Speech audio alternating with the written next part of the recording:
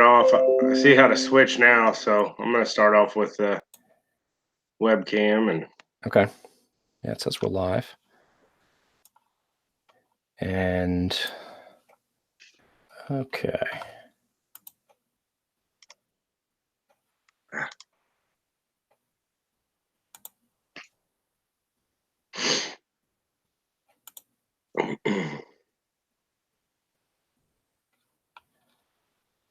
And there we are. I'll pop out the chat.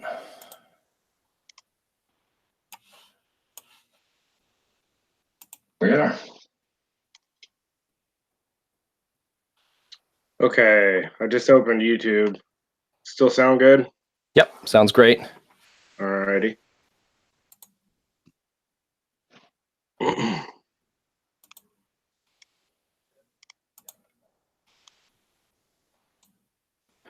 All right, now just muted YouTube on my end. All right, Lincoln is there. Hi, Lincoln, and hi, Michael. Now, can you see the chat as well, Brad? Yes. Yeah, I've got it popped out. Awesome. So I'm set up, ready to go. All right. Well, what do you want to start with first? Do you want to do nickels or yeah, dimes? I didn't get any dimes. Do you want to do cents or nickels, or does it matter? It doesn't matter to me. All right, let's see what we got. Now, you said you were able to get 2 actual bank boxes, sealed bank boxes. Yep. I've got a box of nickels and a box of cents. Awesome. Penny. Well, I like how they're called cents in the United States, but they still print pennies on the box. Yeah, exactly. I mentioned, I'm pretty sure I mentioned to you that I went to my bank and I got a $25 box of cents, and I got it home, and it was all in the box, all sealed. It had stamp. Well, here I can top it off. It's from Loomis, but of course it says March 8th, 2019. So they've been there for a little while. So if our hope was to try to find any coins that made their way back to the bank rolls from the Great American Coin Hunt, I don't think I'm going to have much luck with this one, but we'll see. You never know. Yeah, and I ended up getting my boxes from a smaller branch of my bank, which I use a big bank, Fifth Third, but I'm a little worried that they probably staying in their vault for a while as well. Yeah, well, it'll be interesting to see what we end up with, and my thought was I'll do it this month, and then maybe next month see if something else, see what we come up with at the end of June. You know. Right. Hey, Paul's here. Hi, Paul. Hey, what's up, Paul? All right, I'm gonna get going here. So yeah, I'll start with the cents. Get through those. Starting with the cents. All right. I am going to grab a pair of gloves. Yeah, I have the Michael Jackson gloves on.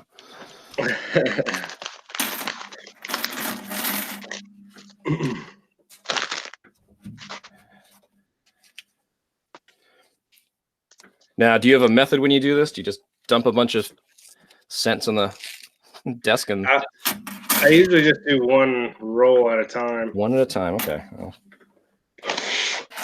I always have to blow in these gloves, or else they don't go on. And Yupa Girl's here. Hi, Amy. Hey, what's up, Amy? Yeah, I'm gonna get my magnifying glass.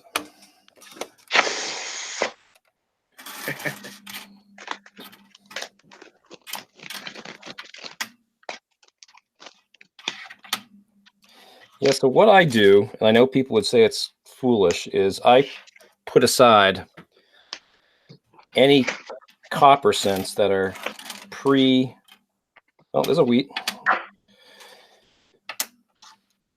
Got a wheat already? Yeah. I'm going to put aside any copper cents that are pre-1976.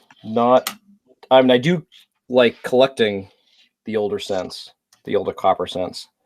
But I'm just curious to see how many pre-76 cents are in these rolls, because I really think that the numbers have dropped considerably over the past just 2 or 3 years. Oh yeah, without a doubt. I always see switch cameras here. I mean, we know this, but here's first. Well, I'm gonna have to get closer.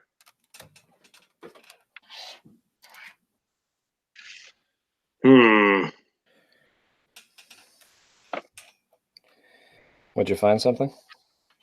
No, I always check my 98, 99, 2000s. It's difficult because the camera's backwards. Right. For you, it is, yeah. And I'm trying to watch it on a really small screen. Let me see if I can do this.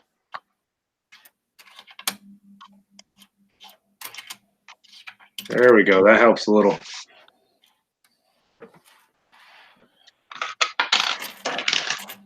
So what all are you looking for? I'm gonna pull any wheats, and I will pull anything that's pre-76. I'll go through and look for the wide AMs, the close AMs, the years that have double dies. But I don't know. It takes me a while to find the double dies. Oh yeah, I can't just look at them and like some people kind of go, "Oh, there you go." On the pennies, it's tough. Well, I'm just gonna do some separating then, and kind of check these out for everything later. I'll keep an eye out for wheats and pre-76. You said. Well, yeah, that's. And then we can kind of get an idea.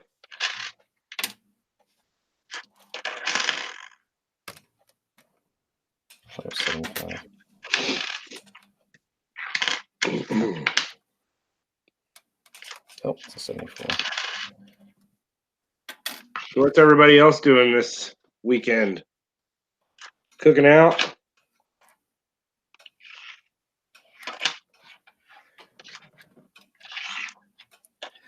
Let's see. Oh, Amy says she has to go. My head is not doing well. Uh-oh. Oh, no. Sorry, Amy. Feel better. Now that the warm weather's finally come your way. Do you have one of those spring colds?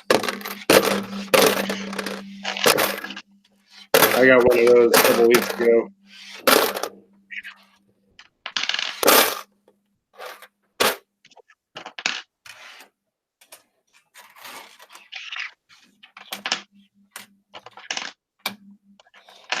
Now, Brad, have you ever found, well, I don't know how much you've done as far as coin roll hunting since, but have you ever found the Indian head pennies?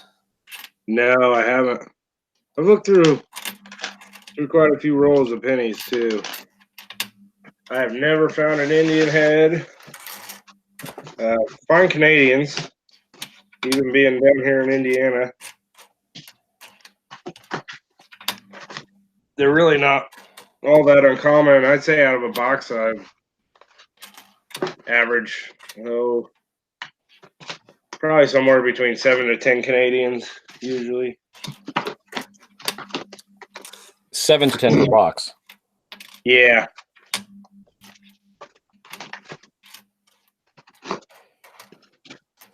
Here in New England, they're probably a bit more frequent, but yeah, I've seen fewer and fewer of those as well, but I guess that makes sense. Yeah. That there wouldn't be as many around.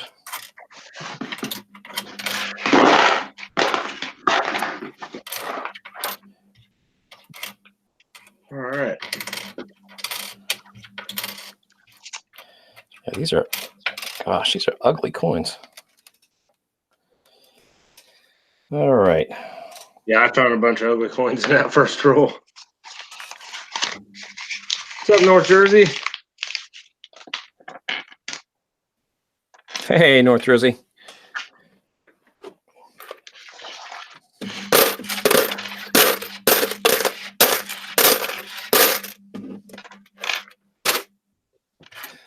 All right. Well, unless I missed something, this is 3 rolls. There was 1 wheat, which is which one?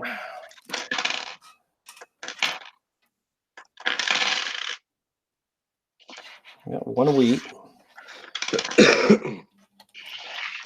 And again, some of these are in pretty rough shape, but we have 2, 4, 6, 8, 10, 12, 14, 16. So if those 3 rolls are indicative of the others, not a lot of 76 or earlier copper cents. Oh, there's a wheat. Nice. You guys want to guess what year? Year of mint mark? South Carolina relic hunters, hello. Howdy, South Carolina. Move my keyboard. So you went through 3 rolls. How many pre-76s did you find? Was it 2, 4, 6, 8, 10, 12, 14, 16. Well, 17 including the wheat cent. Okay. So 17. Well, there's a Canadian. That's a little bit older one. Not real old, but show that here in a minute.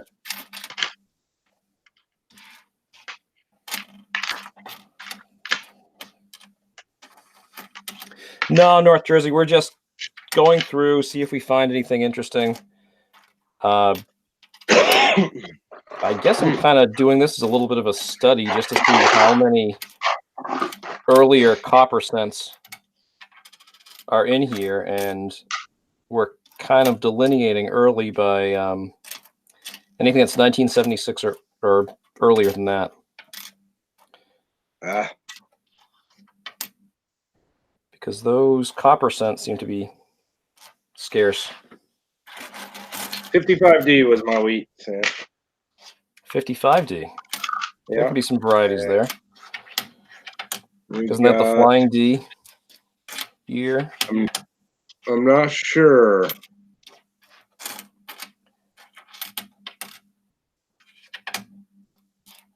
A 68 on the Canadian.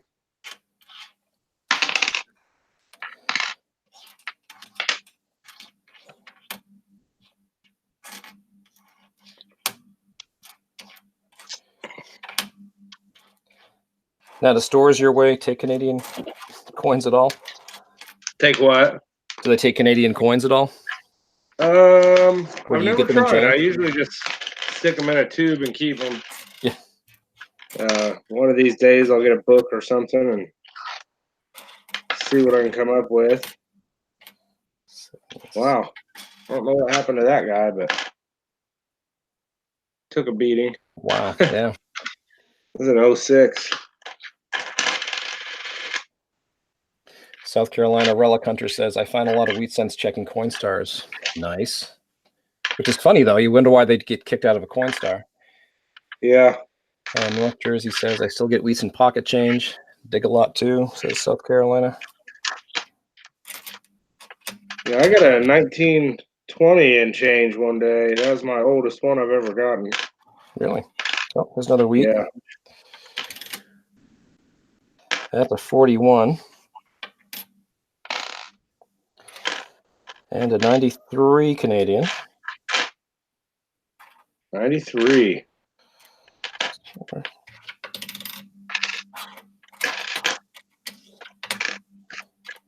Oh, so Brad, who won the poker game? Lemonhead. He did. Good for him. Good for you, Travis. Penny. Travis won, yep. Hey, speaking of Lemonhead, I know we don't have a lot of people watching now, but if you haven't subscribed to Lemonhead Penny, please do so. He's really close to 1,000 subscribers, and let's try to get him over that. His auctions are fun too. Yeah, they are. A lot of great coins. Great coins and great prices. Yeah, I bought some stuff from Lemonhead. He absolutely does. 2, 4, 6, 8, 10. So there are 12 more. Okay, I'm through 3 rolls. 4, 5, 6, 8, 10.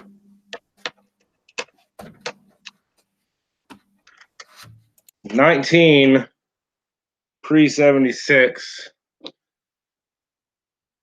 Well, 20 with the Canadian, but we won't count that one. So 19 of them, including the wheat penny. That's not bad.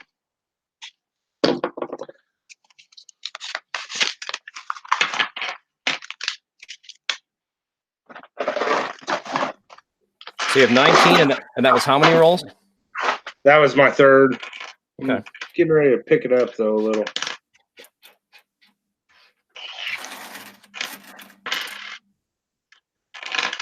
All right, let's see. Oh, there's a Canadian.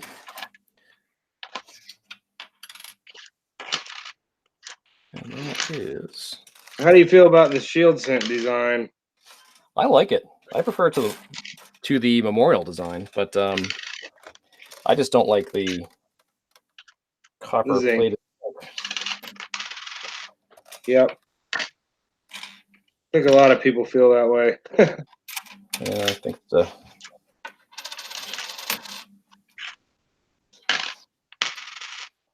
I don't know. I know it's something a lot of people talk about, but I really wonder how much longer America is going to have the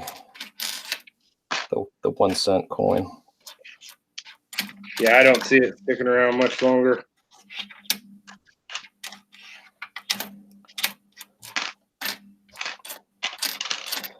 But then again, in the United States, it's once we get set in our ways with things, it's hard to change.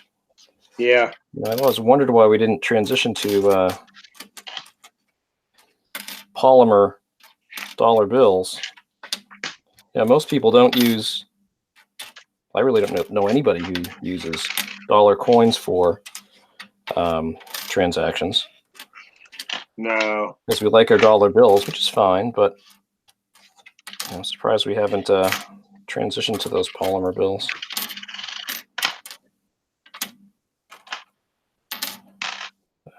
$96. But it is sad to look at these. So if something was minted in 1976, that means it is 43 years old. And you look at these 43-year-old coins, and they're, in half decent condition. And you look at some of these zinc cents.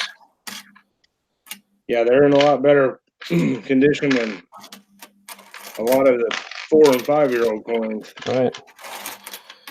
Oh. There's an 81 Canadian.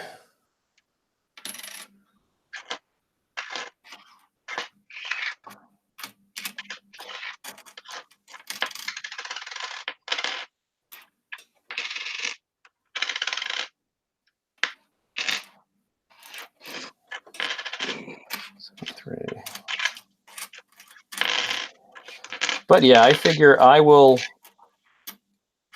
once I do a count of the 76, well, say the pre-77 cents, there's another Canadian, an 89. I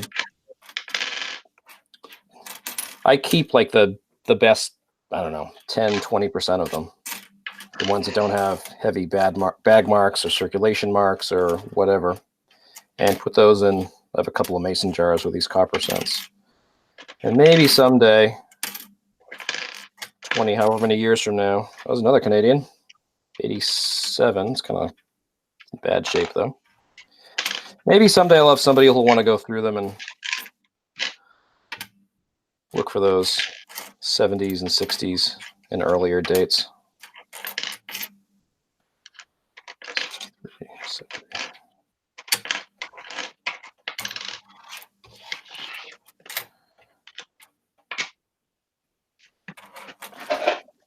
Right, you look at this one. Yeah, this is a 1964 copper cent. It looks great. Mm-hmm. Here's an 83. Looks horrible. Here's a 2014. Looks horrible. Here's a 2017. Looks horrible.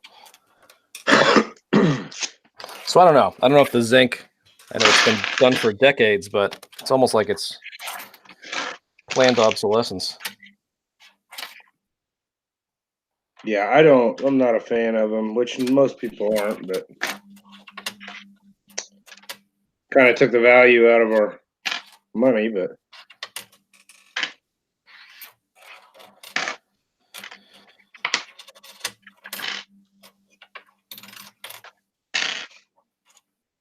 Well, I never quite thought of it, but how much money would the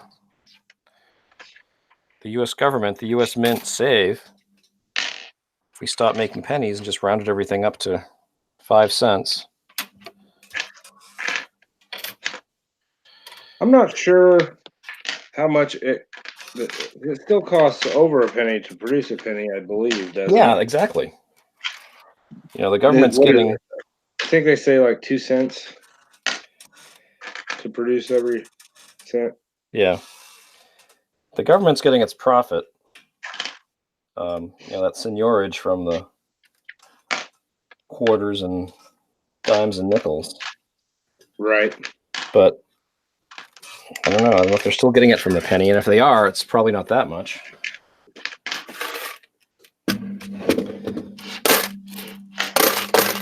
Here, I'm just gonna mute my mic while I dump the bucket.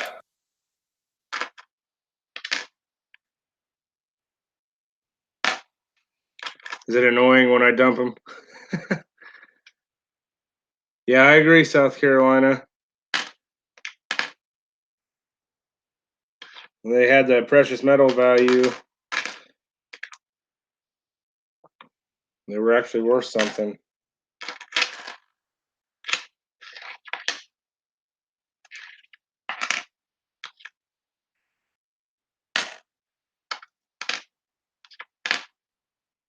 You're still muted, Rivendell.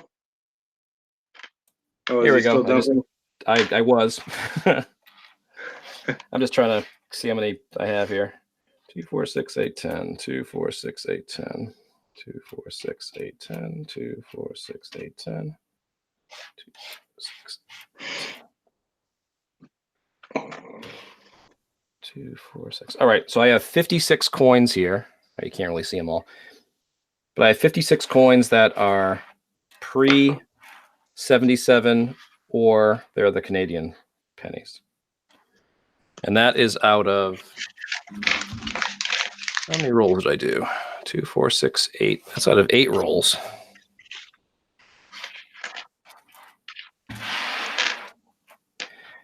And how many wheats? 2 wheats.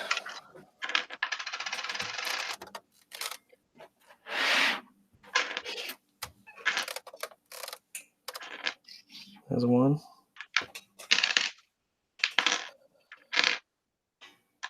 I've only found 1 wheat so far still, and 1 Canadian.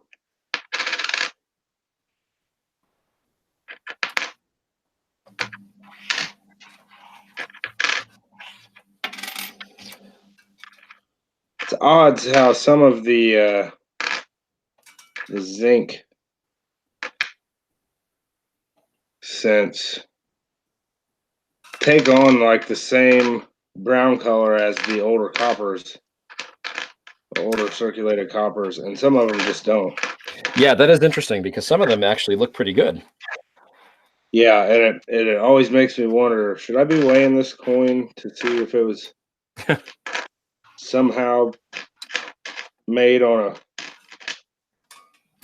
copper planchet?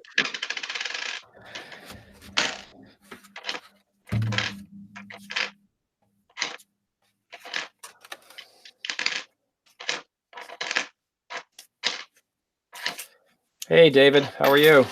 Oh, and Ozzy's here. Hello, Ozzy. Ozzy who? Ozzy Darren. Oh, I don't know that guy. No. What's up, Ozzy? David says a tenth of a dollar is small enough. Yeah, I agree. It's actually one of those rolls that I got that was wrapped.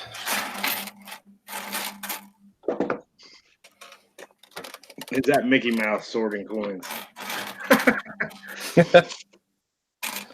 Just about. 22.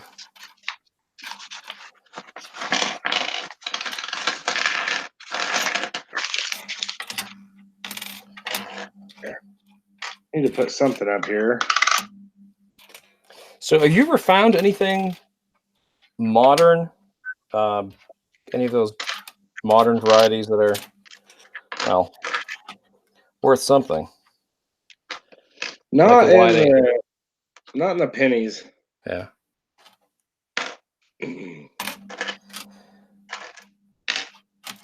Yeah, I just don't. I have a really hard time, like you were saying, with the double dyes on the pennies, because a lot of times you're just looking for extra thickness, Right. things like that. Well, with dye deterioration sometimes and other factors, it can be really hard to tell. Right. So I have a difficult time distinguishing, but Yeah, I did find a couple of, like, here's another one, a 2009 Lincoln. yeah, I found two of those. I set those aside as well. They were actually pretty good looking too. Yeah, I don't really collect those either. I suppose I mean, I look at them, but I think if I found one, I don't know what I'd do with it. I guess just put it aside with the others here. Right. Yeah, I think I have a tube of those somewhere as well. I don't know why, but I just do.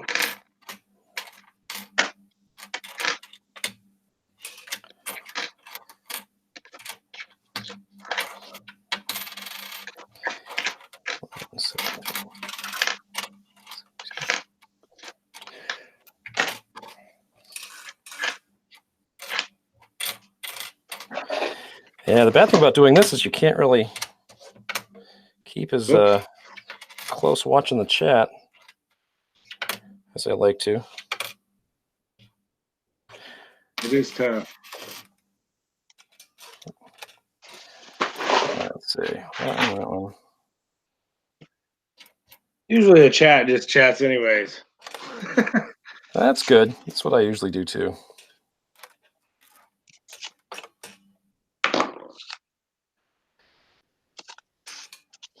Jason has the weekend off. Does everybody have the weekend off? I do, thank goodness.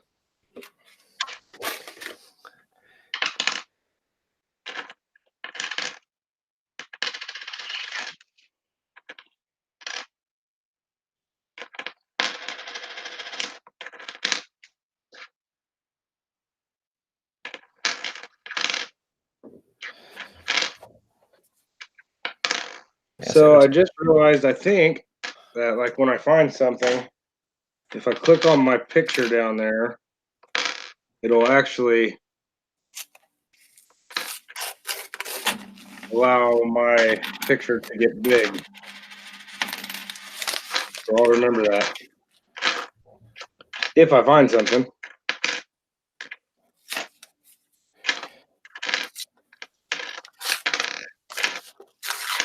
I always was under the impression that the host had control of who's presenting and all that. Oh, jazz. right, yeah.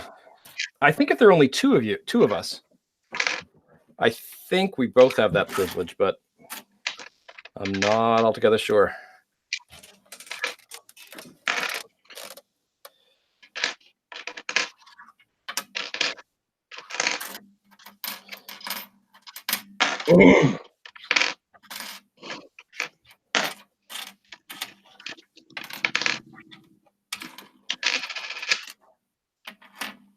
I have got a pile of 98, 99, 2000s. And those are those the wide AM? Yeah.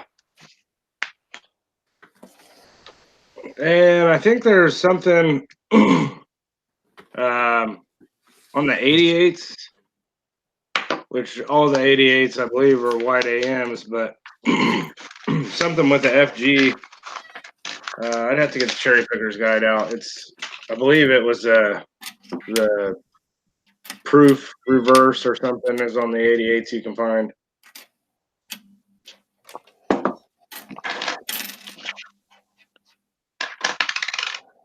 Yeah, I should be much more conversant in all that, but I'm just not. Yeah, it's tough. I go through kind of phases where I'll search varieties hard and always got the cherry picker's guide and a bunch of websites open on my computer while I'm doing it, and then other times I just look through rolls for just anything interesting. Yeah. Yep. Oh, there's another wheat. Oh, that's an oldie. 1926. 26, nice. That is an oldie. I'm getting skunked on the wheats here.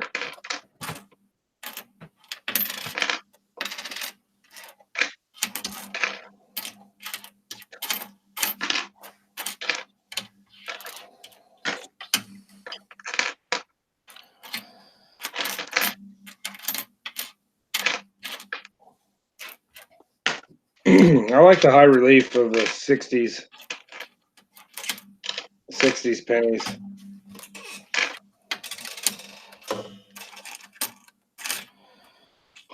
Those are also, while metal detecting, the ones that always come out of the ground looking the best.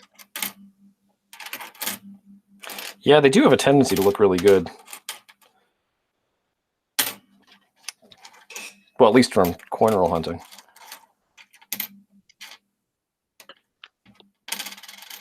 Yeah, and I don't know what caused them to have a higher relief than all the other strikes, but all the other years, for some reason, they do. And I don't think it's something to where they were struck with any more pressure or anything. Yeah. I don't know. Hey, CC Trapper 2. Lincoln, do you know why the 1960s scents tend to look a little nicer than the 70s? Oh, I'm going to mute that.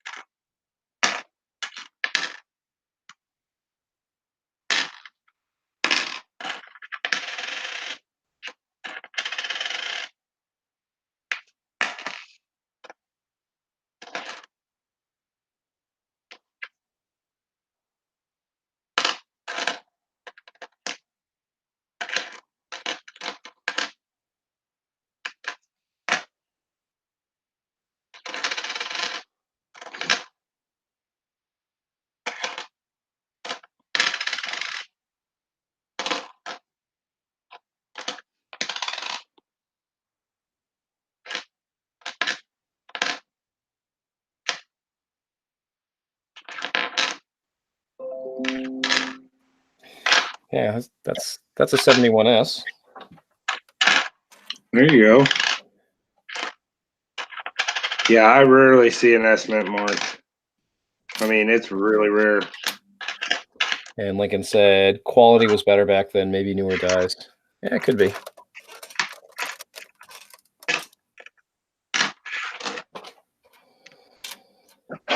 Darren, the only things I would consider keepers right now are those three wheat scents. One of them's pretty old. It's from the 20s. Which, again, if that's been in circulation all this time, that's coming on 100 years. That's pretty impressive.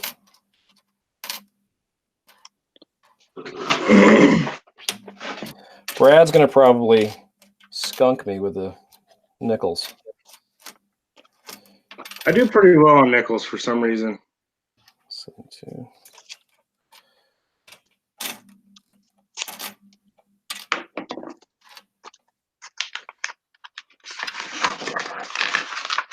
What's that?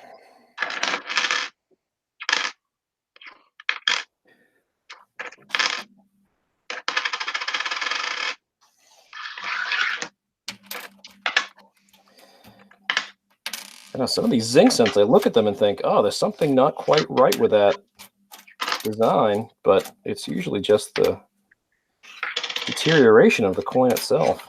Yeah, exactly.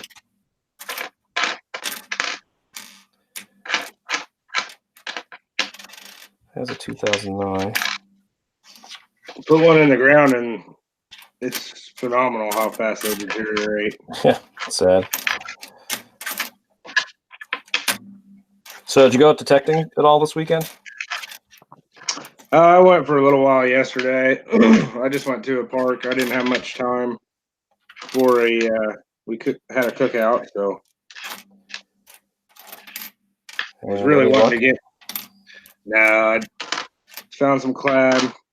I'm 75 cents or so, and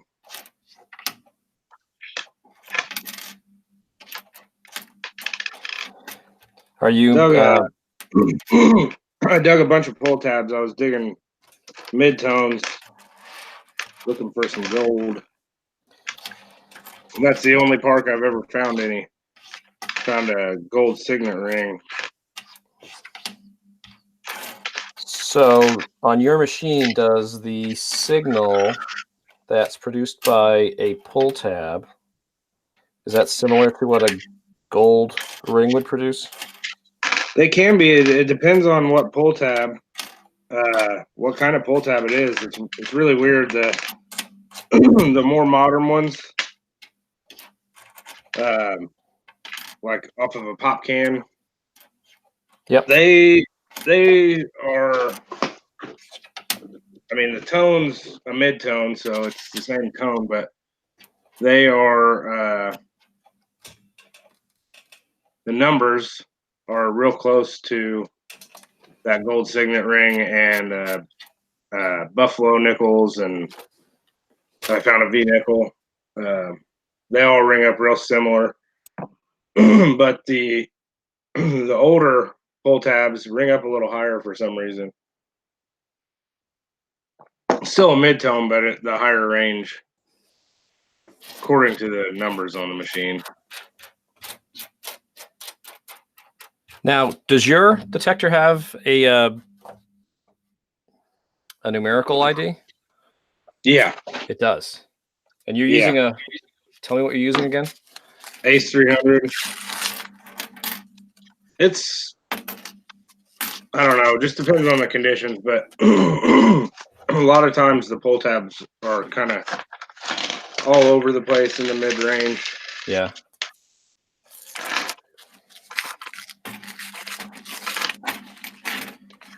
Now, are you thinking still of upgrading your detector sometime, or is that? Yeah, I just thought I'd give it a little more time, another year, just to get a little more used to what I'm doing. I was new last year and picked it up pretty quick, but still a lot of stuff to learn, you know. Yeah. And I had debated going back and forth between the Equinox and the AT Pro or Max, and I think I'll go with the Pro. Everybody seems to love the Pro. It's a Garrett machine, so I'm already used to a Garrett. Right. I think it's just easier all the way around to get used to it. And those Mind Labs, aren't they made in? It's an Australian company, isn't it? I don't know about those Australians. Put down the knife, Darren. Put down the knife. Dang Aussies. I think Mind Lab's an Australian company. I know they've got I think you're right. I know I've seen a video. So they've definitely got facilities in Australia, but I think it is an Australian-based company. Yeah. But I mean, it's interesting because I'm not. I don't have. I have a. I have a MineLab Go Find 40. It's a kind of a toy detector, I think. I mean, it does a great job for what it is. But that's my cat in the background if you hear meowing. So anyway, my point is that it seems that based on, boy, that's so ugly. It looks like just a blank planchet, but it's it's just a Yeah, I've had a couple of those. 82. Yeah, 82. That's definitely zinc. Anyway, it seems like most of the detectors in the United States use the Garrett machines, although now a lot of them are using the Equinox. And I don't know what the difference is between the 600 and the 800, apart from the wireless headphones. And it seems like in Europe, seems like in Europe, a lot of people, if they also use the Garrett and they like the Deus, and I'd like to, maybe someday get a nicer detector. There's a wheat, 53D. But yeah, I would know what to get. And I don't know. Seems like the European detectorists, they seem to like the is it the macro? Well, who's it? Macro cruiser. Yeah, Crispy Kiwi said he's kind of showing off his macro amphibio, I think he called it. Amphibio, yeah. Oh, the nebula. I know Darnell. Darnell, Hello World Williams uses amphibio, and I think he uses the cruiser, and he's got a few different machines. He's a heck of a detector. Yeah, macro. I think that's a European company. I don't know where. Deus, I think Deus is made in France. I don't know about macro. Or is it Nocta? Yeah, Nocta, but it's I don't know. There's the macro cruiser and I believe, and the amphibio, and I don't know. I've never really looked into him a whole lot. I just know that Darnell, the videos I've seen of him, he loves them. Yeah. So I guess it must be difficult if somebody were to say, okay, I want to get into this hobby. I'm willing to spend, I don't know, $600-700 on a new machine. I don't want to start with something the sub $300 range. It must be really difficult without actually kind of test driving them to pick something that you're gonna like. You hate to think of spending $700 or $800 on a machine and then saying, "Oh, I wish I had gone with whatever." I guess you could sell the machine, but you're not going to get what you paid for it. Yeah, exactly. Yeah, it's your best bet is to just stick with it and learn it. Try to learn everything you can about it. But I guess that being said, it's nice that you have a lot of choices out there.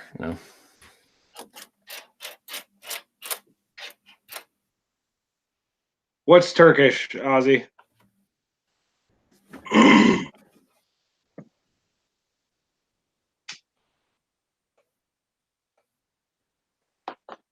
Let's see. Bunch of convicts, those Aussies. No, they're not. If I couldn't live in the United States, I'd probably want to go to Australia or New Zealand. Tell you what, MD Melbourne. Yeah, he's going to retire on goldies. Oh, really? $2 gold coins in Australia. He digs those like it's his job. Now, when you say $2 gold coins, you mean are they stupid question? Are they actually like gold coins from like the 30s, or are they gold cut like the Canadian gold colored or our gold colored coins? Oh. They're just golden color. Let's see. North Korea says Nokta. Nokta's made in Istanbul. Oh, it's a Turkish company. Okay, now Nokta. Is that a company that makes detectors, or do they make the pinpointers? Or is Macro a subsidiary of Nokta? I really don't know. Yeah, I don't know either. But I'm pretty sure they make the detectors. Yeah. You would know a lot more than I. So, Jason, what do you use? You detect. What do you use for a detector? North Jersey. And Ozzy, I think when you were at the Pound the Ground in Rhode Island, I noticed you had a Ozzy. I thought I noticed that you had an AT Pro or an AT Max.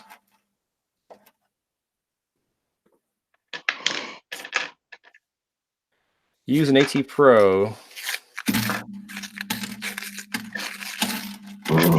And Ozzy, do you use an AT Pro as well?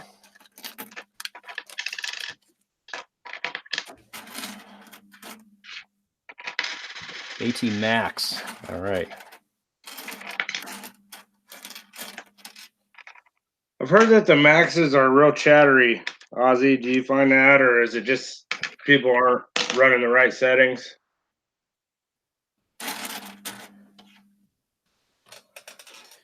See, we talk about it all here.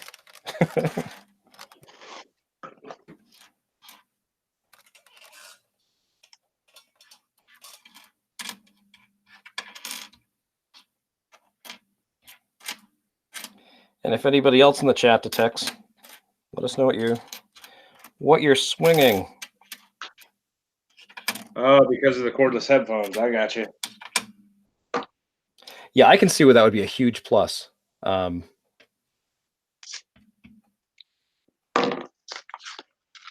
Oh, it's chatty because of the cordless headphones, Darren? Oh, that's why he uses it, I think is what he was saying. I misunderstood.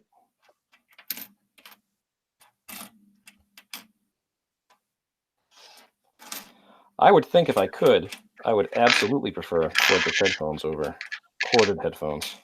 Oh, without a doubt. I think I'd be constantly yanking those headphones off my head. Yeah, it's tough. I just had the headphones, the cheap headphones that came with the Ace. Yeah. So I ended up getting a pair of the. Oh, I'm not sure. I can't remember what they're the Garrett headphones that everybody uses.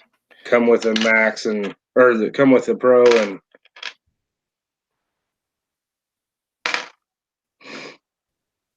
You can get the module to make the Pro cordless. Okay. Headphones are great, but the machine itself can be way sensitive. The AT Max. So do you just crank down the sensitivity when you run into that problem, or? That's what I do, and it seems to usually work. Usually just bumping it down 1 or 2 notches on the sensitivity quiets the machine down. And See, I like these permeable discussions. I can just kind of absorb it all. yeah, exactly. I don't know these things. Oh, there's another one. That's a wheat, a 42D. Wow, that one's really roached. Hey, That's 5. I finally got one. Let's see what we're looking at. I believe it said it was a 48. Yeah, 48 plane.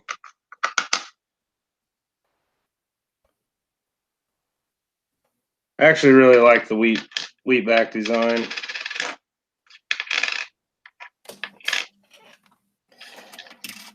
Not sure if it's just because you don't see them Right. different, or I wonder if the Mint they wouldn't be able to do it for circulation. But if the Mint could make retro, I mean, they kind of have in bullion, like they made the gold mercury dime. But if they could just make, or remake or reboot just for a year for collectors. The classic coins like the Standing Liberty quarter and the Mercury dime and the Walking Liberty half and the Buffalo nickel. I bet they'd make a boatload of money. They probably could. I think you'd be right. Yeah, especially if they limited the mintage, which they kind of have to, I guess. And you still have a lot of people that won't like it, but I think you'd have more that would. Oh yeah, definitely. But I'm thinking just doing it like the W quarters or just kind of randomly mint it and either only issue it in special sets. I'll tell you what, they're onto something with the minting coins only for circulation. Yeah. Like the W quarter, because it's immediately going to have a much higher numismatic value because a lot of them aren't going to be found out of circulation. For a couple years, and you're just not going to have as many mint state coins in the end, so they're going to become rare. Lincoln said, my grandmother gave me a handful of wheats about 51 years ago. I got me hooked. You can say that again, Lincoln.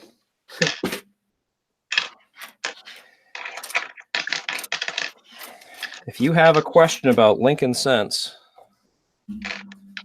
Lincoln Central Coins is your go-to guy. Yes.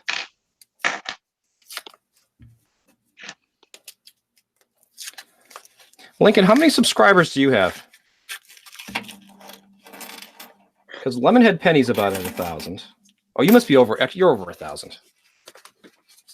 Who else actually could use a bump is Al, Oldies and Goodies. I think he's close to 1,000 too.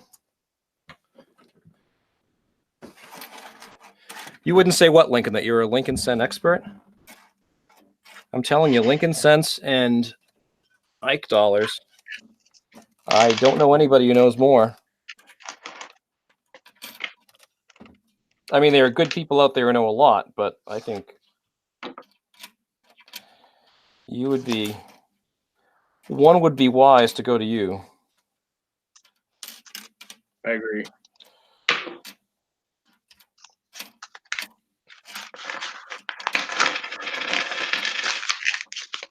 Oh, Lincoln's almost at 1,800. Holy cow.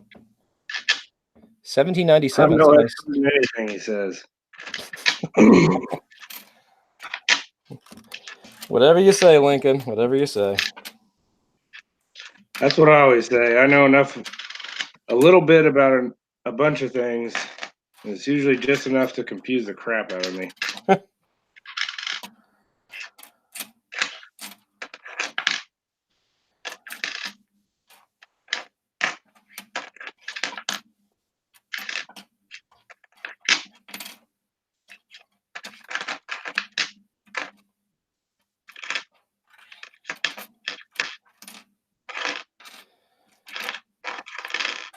Ozzy, have you made it? If you're still here, have you made it to the Widow Museum yet? Is it Yarmouth? That one got nailed. That one has I don't know what hit it. Got run over, I guess.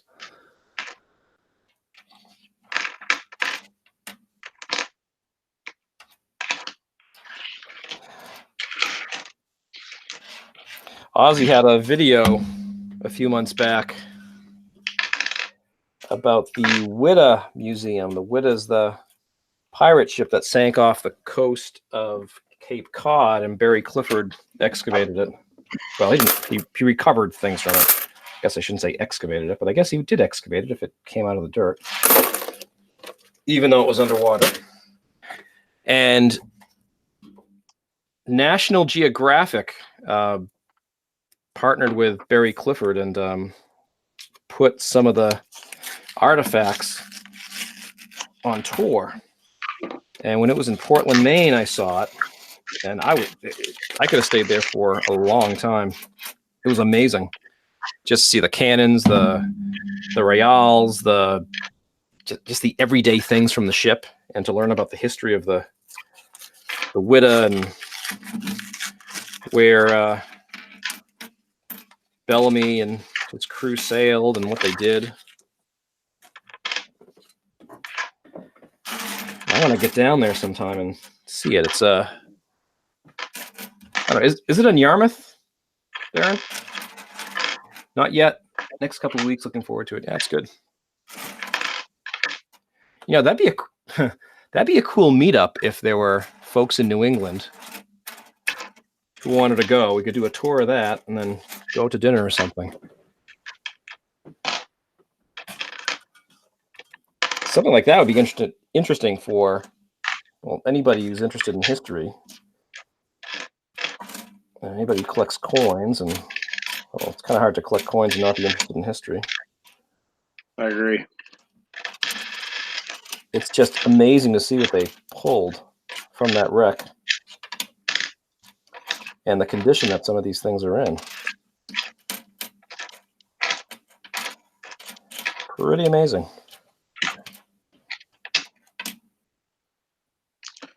They do some amazing things with restoration,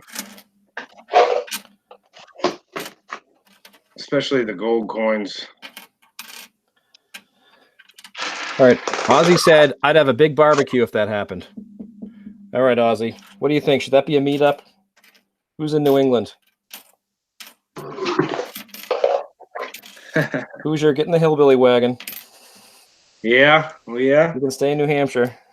It can find its way to New England, I'm sure. Well, you have family up here, don't you? Yeah. Yeah, I've got family everywhere. Yeah, I've got some family in Connecticut, and then That's right. That's right. got a cousin in Delaware.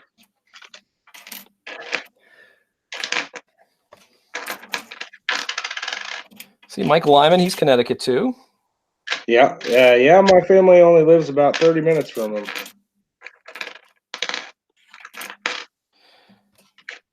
Ozzy, if that were arranged, I would totally be there. Probably want to do it not in the middle of the summer when the Cape is crazy. That'd be a fun thing to do, like in September. And things quiet down that way.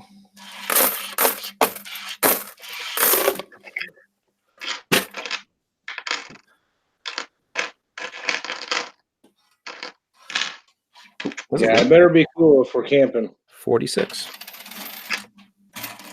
What's that about camping? I said it better be cool. I don't do camping in the hot weather. Camping's not camping if you can't enjoy a campfire. Oh, you wouldn't be camping though, would you? You'd be.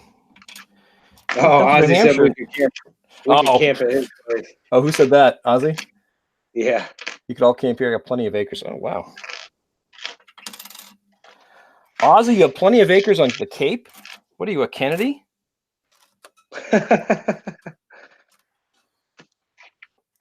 Well, I didn't know the Kennedys had an Australian branch.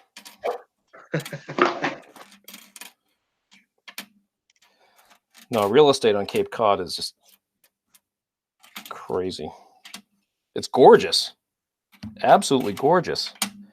And so much history there, but I don't know. Or would you disagree with that, Ozzy? That's just what I hear. I don't know anybody who lives down that way, but I've heard if you want to buy a home that way, you better have a decent bank account. 12 acres. Wow, nice. Now, where's Marston's Mills? Where is that in relation to Yarmouth? I mean, if Cape Cod is like somebody flexing their muscles, are you up near like Provincetown, or are you down near like the Woods Hole area or Chatham?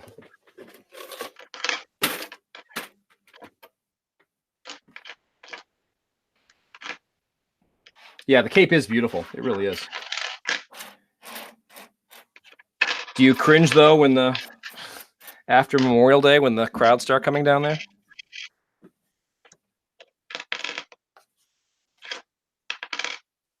And I think, Ozzy, I've heard that they're sighting great white sharks off the coast of the Cape already because the seals are coming up there. 20 minutes from Yarmouth. I'm 5 exits over the bridge. Okay. Oh, yeah, you're a decent way into the Cape then if you're 5 exits over the bridge.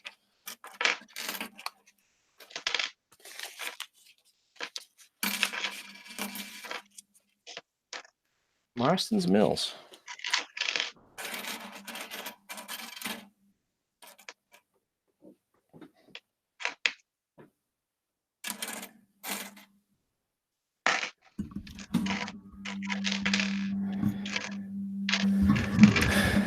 All right, Darren, we got to work on that.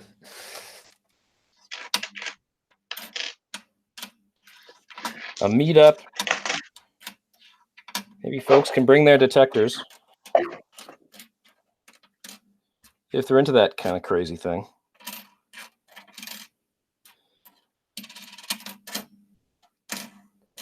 Maybe the Kennedys would give you permission to go in their compound and detect. Be a lot of pull tabs and beer bottle caps there, I bet. Yeah.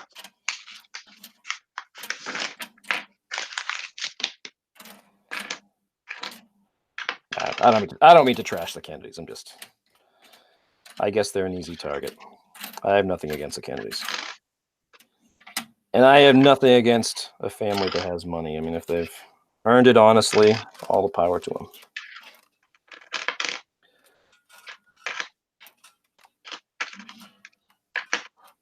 Although, wasn't Joe a bootlegger back in the day?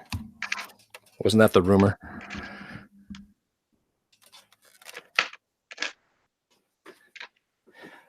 This weekend is nuts for tourists. Yeah, I bet. Summer sucks. We rely on tourists for our economy. I bet you do. Wasn't that the famous line from Jaws, which I know that was supposed to take place on Long Island, but they were saying, yeah, we have to close down the beach in the movie. We have to close down the beaches. And Captain Quint said, well, if you do that, you're all going to be on welfare for the summer. And they hired him to get the shark. That's one of my favorite movies. In fact, I usually watch that sometime around now. Jaws. I've worked in the compound. Did plenty of work on Taylor Swift's house she bought while dating a Kennedy. Oh, that's right. Yeah, she did.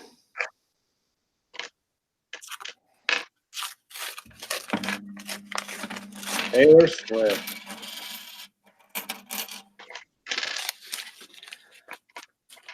All right, so Ozzy, let's get North Jersey up here. Maybe we can get Charlie up here. He can pick you up North Jersey on his way up. Actually, today, there's a 71 Canadian. Actually, it's in decent shape, too. Jason, Charlie was detecting with Audra and Rachel this weekend. I don't know how far they were from you.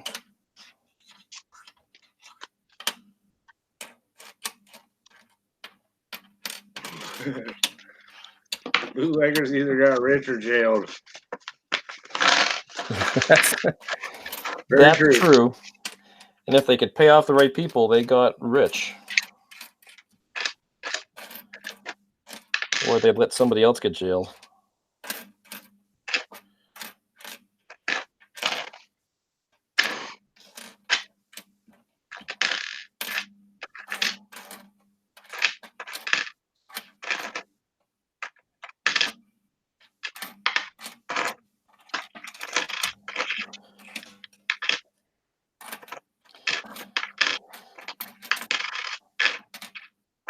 Wow, these rolls have really slowed down with the pre-77 Lincolns.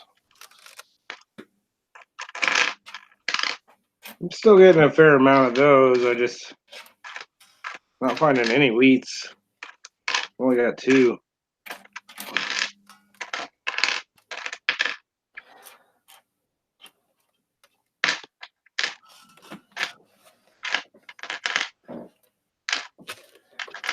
course, I've got enough weeds banked up to make my next truck payment.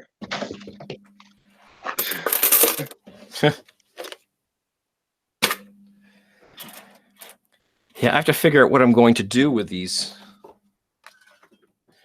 unwrapped coins because my bank does not have a coin counting machine. Ooh. And I am certainly not going to be rolling all these again. I might just do a Coinstar thing, and I don't know. Guess we buy enough stuff from Amazon. Yeah, get a gift card. Yep. Let's see.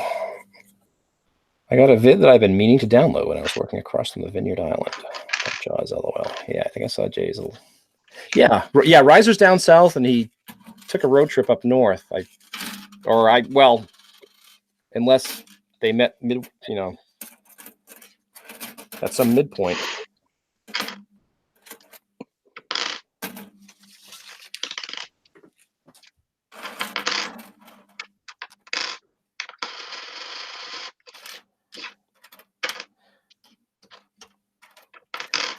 But the pound of ground that was in Rhode Island, like I said, I have a toy metal detector. I probably shouldn't call it that. So probably people who use them and they would be offended, but I wouldn't take it on a hunt. But I would just love to go and meet some of these folks' friends from YouTube, at a place like that. But I don't know. I don't know what I do while everybody's out detecting. But it looked like they were a fun group of people there. Got another wheat. There you go.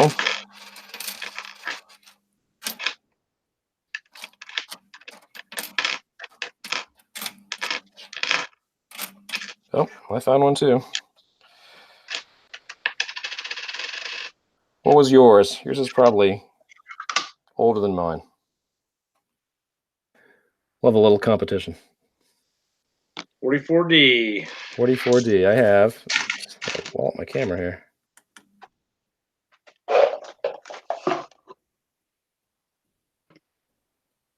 This is a focus, man. Focus. Oh, I keep moving it.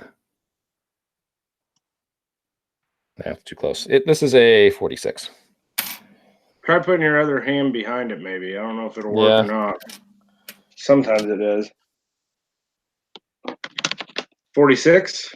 46, yeah. Yeah, so you're going back and forth between your microscope. That's smart. I'm just using my document camera.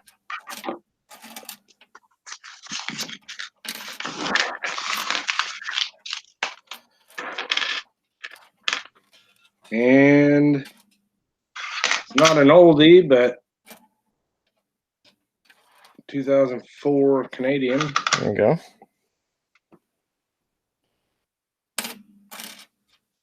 Ooh.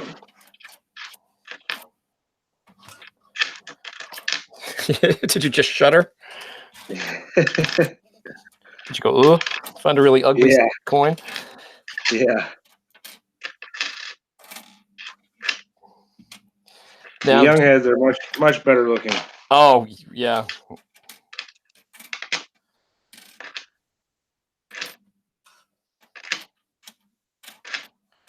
Have you found any 2019s? I have not. I've not seen any denomination coin in person at the 2019. How about you? I found 2.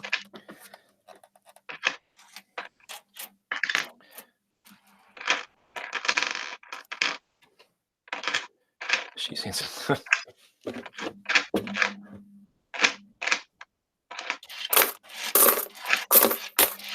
Have you found any quarters? No, I have not. Been through 3 boxes and not found a single W quarter. So I'm hoping my bank will reorder some. And yeah. I don't want to use the word hype because I think it's a great thing that the mint has done with those W quarters, but I mean, isn't it true that the idea anyway is that the only W quarters that are going to be worth anything considerable are the ones that are really high grade? Right. So it's great that people are looking for them, and all the power to them that keep going. But I'm not going to worry too much about finding a W quarter right now. Somebody mentioned on a stream I was watching one that graded a MS66, I think, went for, it was either a 66 or a 67, went for $500. Really? Online. Now, that has to be just somebody with the money who wants it and doesn't want to wait. Because it would seem to me that it's just a matter of time before the market's going to level out, and you're going to have plenty of those slabbed W quarters. And, you know, you would think supply and demand, and the price will go down. But, I mean, again, hey, if somebody has the money, that's what they want to spend it on. Knock yourself out. I don't know. It seems like a lot of people are looking for them, but you know, it's probably not quite as many as we think. Yeah. So an MS66 might be kind of hard to get a hold of. I don't know. Well, what overall percentage of the mintages of the W's? Is it like 10%? Is it 5%? That's 2 million of each type. So I don't know what percentage is W. Yeah. I don't know how many they've minted how many quarters they'll mint this year. Well, 2 million, they certainly mint a whole, well, let me see.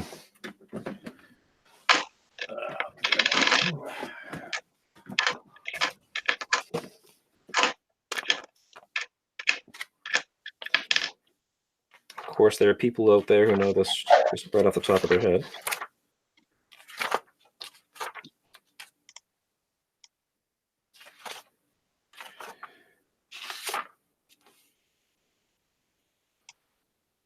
I would think that just by going off previous year's mintages, you know, it's going to be less than 2%. If Yeah, not less than 1%. You said 2 million of each design? Yeah. Yeah.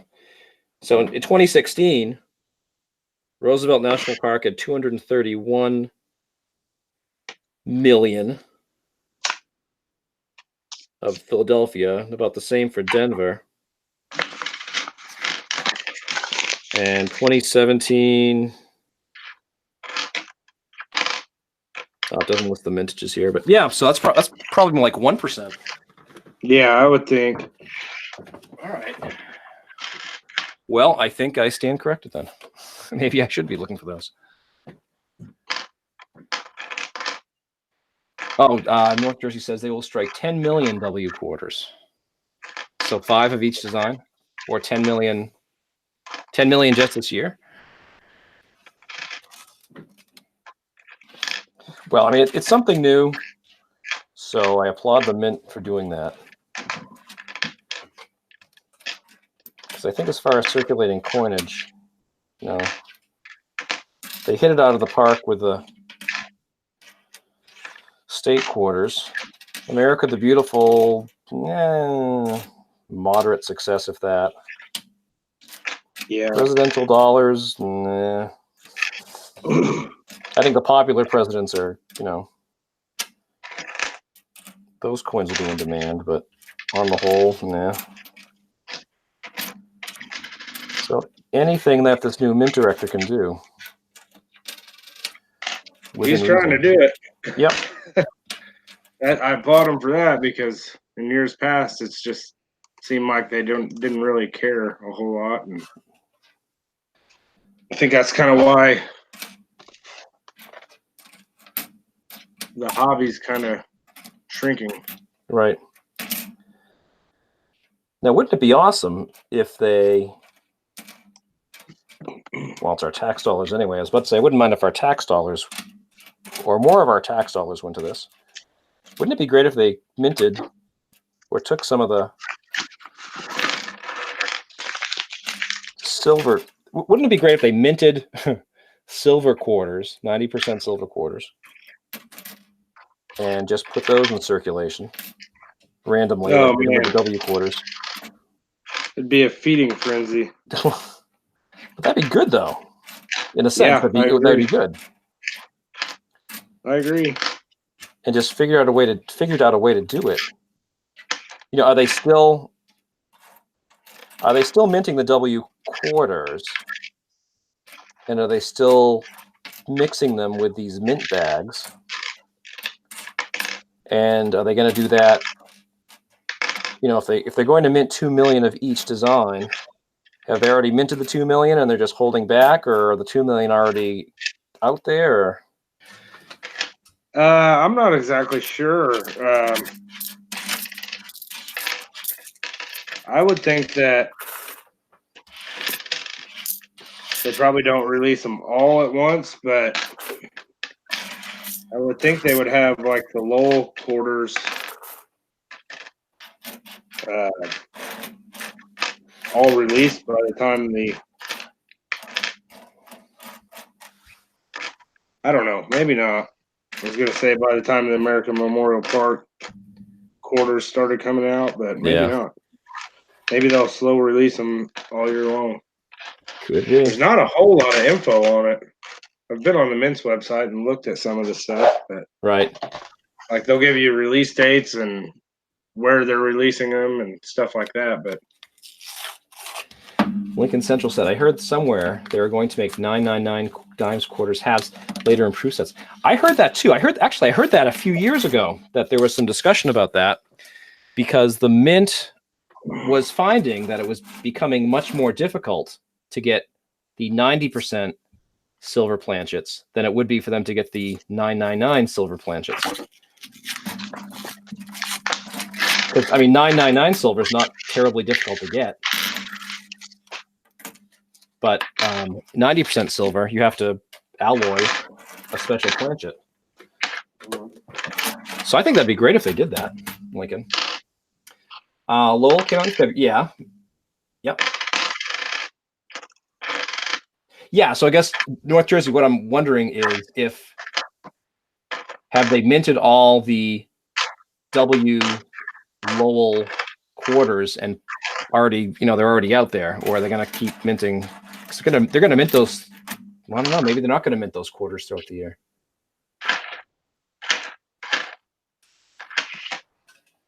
Are they only going to mint the Lowell quarters for, no pun intended, for 1 quarter of the year, and then move to the American Memorial, and then I don't know. Or will they release them all year long? Right.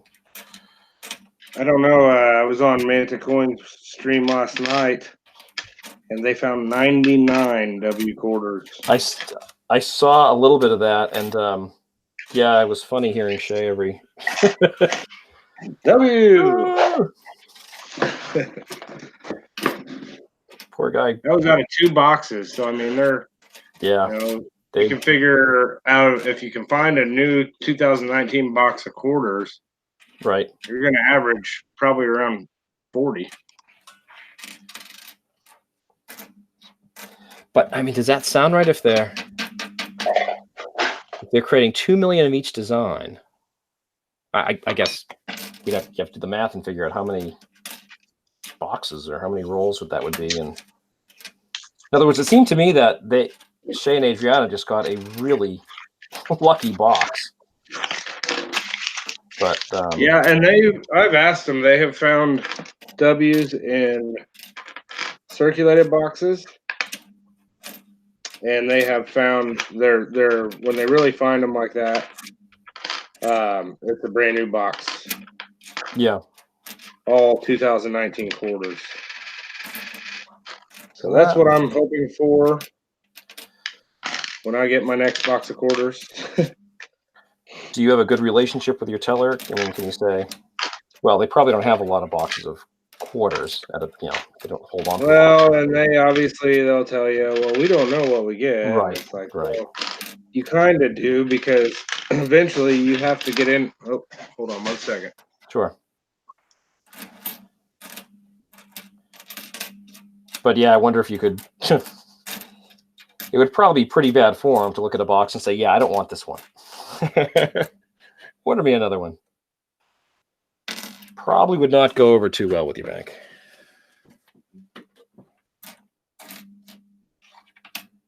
North Jersey, No, that's not going to go over well. No. North Jersey, do you collect the are you looking for the W quarters as well?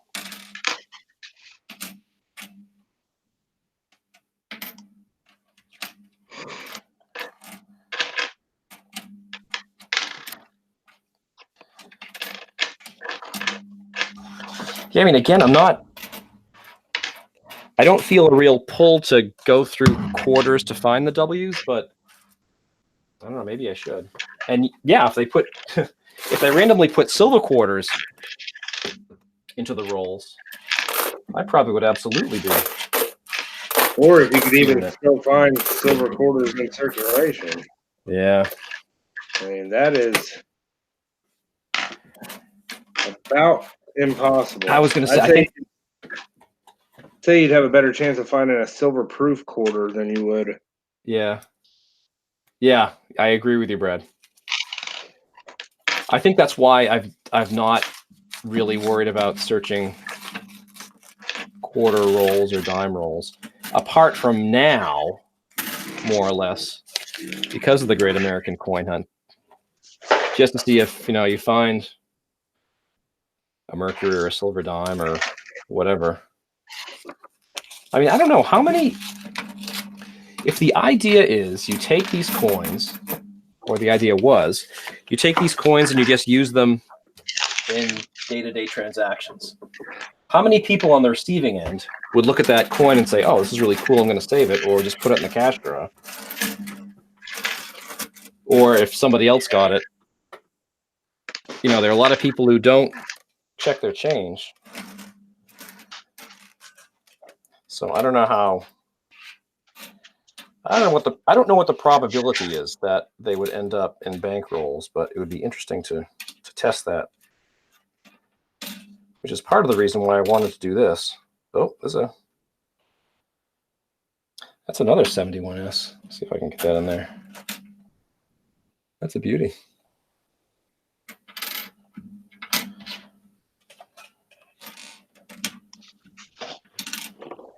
Yeah, I'm not. There's a lot of people that would realize it, but man, a lot of your retail places, are not all, but a lot of your retail workers are a younger crowd, and they just don't know about it. Yeah, I was just going to say, my daughter, if she were working the cash register somewhere and somebody gave her an Indian head penny, if she saw it, she'd know. Just, probably from what I have taught her. Well, I would hope she'd know something. Yeah. But, I mean, even then, she probably wouldn't really think twice about it, because when you're doing those kind of transactions, you just kind of quickly look at the coins and put them in the cash drawer. Oh, what is this? Isn't it? Here's a 63 Canadian. That's kind of chewed up,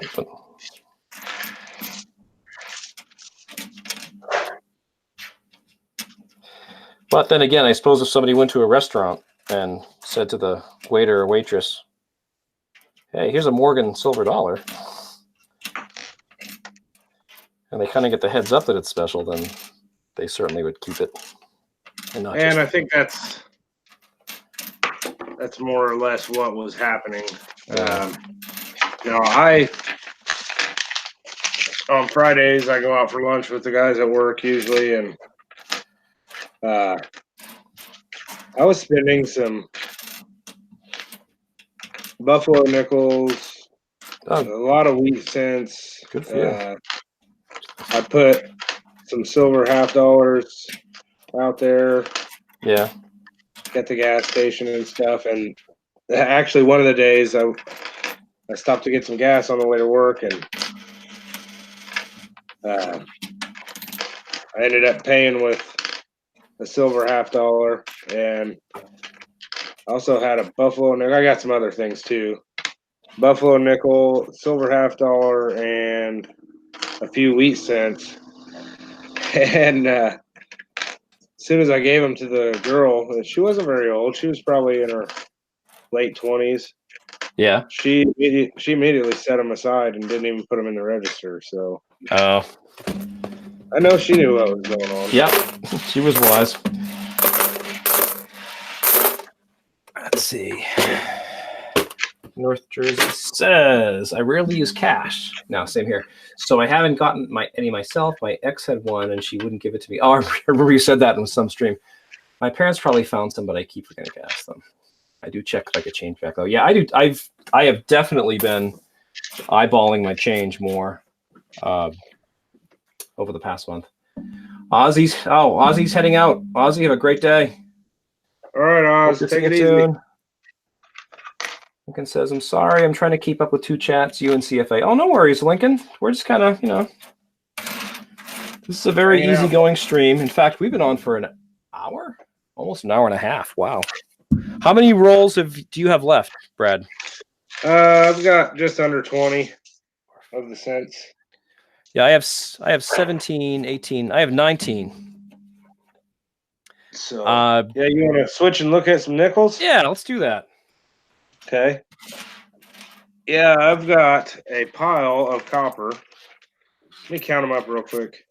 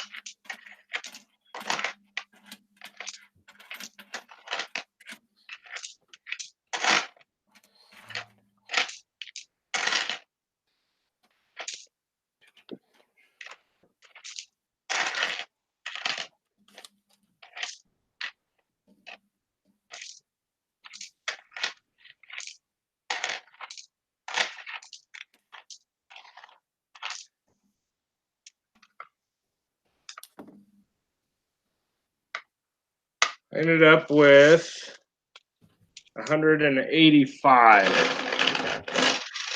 I have 203 pre-77, including the wheats.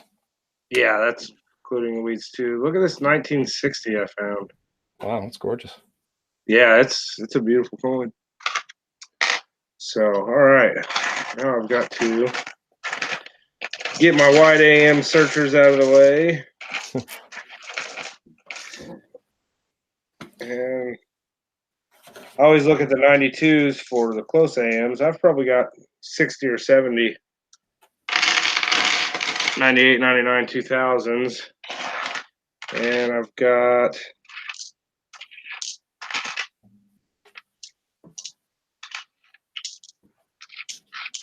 got 19 92s to look through for the close AMs. That's the one you really want to find. Yeah. The close AMs are, they can be worth pretty good money in circulated condition. Yeah, I need to get that chart with because some of them are close, some of them are wide. Yeah, I believe the 92 is the only year you're looking for the close AMs. I'm not mistaken.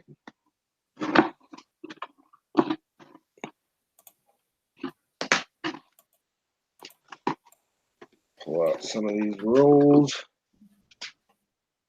Oh, the nickel rolls are always fun. It's always fun to find the war nickels.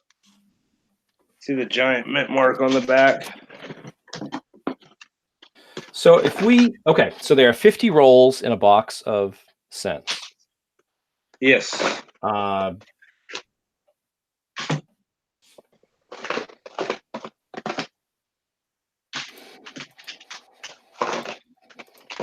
So 22,500 cents in a box, and we have done half about. So we've searched through about 1,250 cents. And 200 of them about were 77 or earlier. So that's about, that's what, 15%? Yeah. So yeah, it's a small percentage. Yeah. Well, let's do it this way. You found basically 4 rolls. Right. And you were right at 30 rolls, right? Yeah, I was 30. Yeah, out of 30 actually. Yeah, I didn't calculate that properly. So 30 rolls. So, there are 50 per roll. So I searched through 1,500, and there were 200. So 10% would be 150. Yeah. So yeah. So about 13%. Yeah, that's not a lot. Pretty low. And again, you wonder why. Are people hoarding them? Are they being sent back to the mint and or wherever and being repurposed? Or I know a lot of people hoard them. I'm gonna mute my mic. Holding on to them for the copper. Yeah. Even though it's illegal to melt them down, that might change, you know.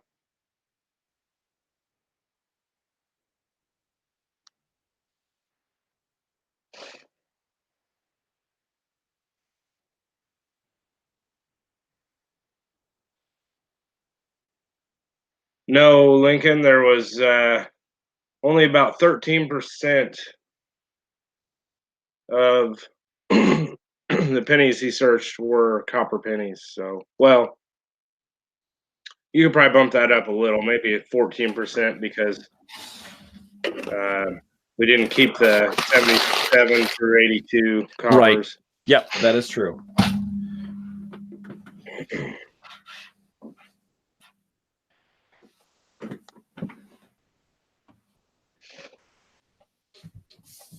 But yeah, when I started searching maybe 3 years ago, I've just done it off and on, I think the numbers were definitely higher than the percentage of copper cents that you would have. Oh, I would think so. And I would think that social media or just the internet in general is probably some of it. All right, now my prediction is you're going to do much better with the nickels than I, because all of my bank did not have a box of nickels. They weren't able to get it. They just had a bunch of customer wrapped rolls of nickels that were back in the back in the vault. So the only way I'm going to do well with these is if a customer said, "Hey, I'm going to throw some buffaloes in there, or e-nickels, or war nickels in there." I'm going to keep an eye out for anything pre-1960. Okay, I'll do the same. Now, are there any modern nickels that are worth keeping? I mean, I know they had the Lewis and Clark series, but I don't think any of those are necessarily valuable. Unless they're in beautiful. Few varieties on the modern nickels, but I don't think anything that's really got a heavy value. Yeah.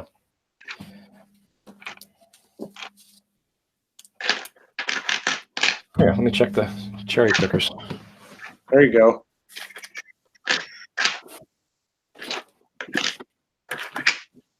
I'm going to pull up a list of the mintages too.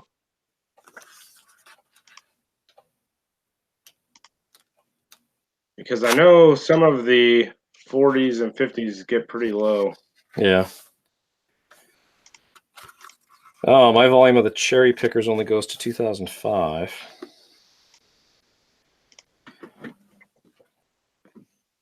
I guess I really should go to the Konica site.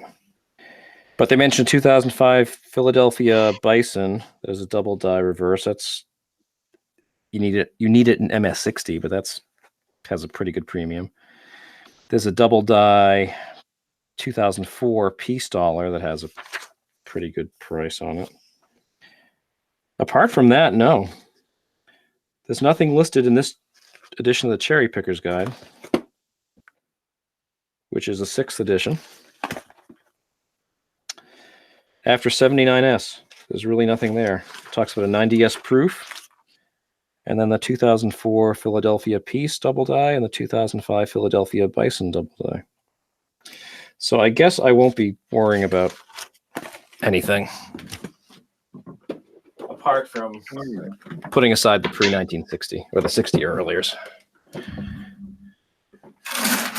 All right, let's dig into these. First roll, I found a 54. Nice. 54G so far. That's not a real high mintage or a real low mintage. I think is 117 million. It said. Yeah.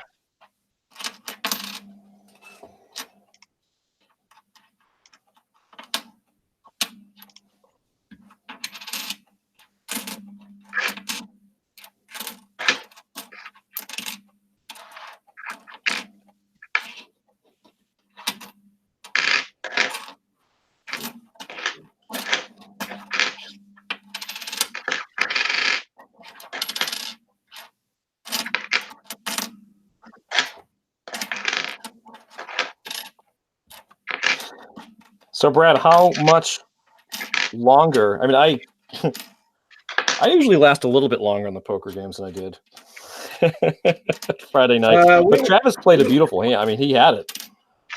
We went for a while. Yeah. Say probably 30 minutes after you were out. Yeah.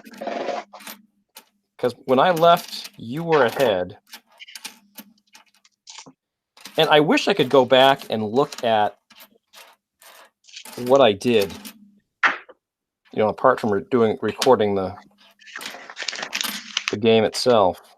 But there's no way to go back and look at what I... Not now, but when you're in the tournament, you can check out previous hands. Right. Yes. It was funny. I was really going back and forth. So here's a 1940. Well, it's not a war nickel, but no. Does it have a mint mark? Nope. Oh, it does. Looks to be an S. 1940S. Let me see if I can change my. I don't think once the stream is running, I can change my cameras. Can I? That's lower mintage. 39 million. Let's see if I can do that. Keep an eye out for 09s as well. So there's a. Yeah. Oh, 2009s. Keep an eye out for. Okay. Yeah. Is that design going to have? Yeah.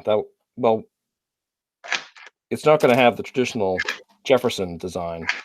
It's going to have more like that design. Yes. Okay. 2009. All right. Yep. Yeah, I know people have been hoarding those as well. I do like the look of the Bison quarters. I mean, yeah, quarters, nickels, but yeah, the 05s. I think there's also a Speared buffalo. Oh, with a Die crack down the die middle. break, yeah.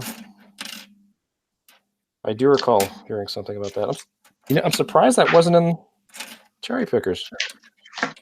Yeah. I don't know how valuable they are or how rare they are, but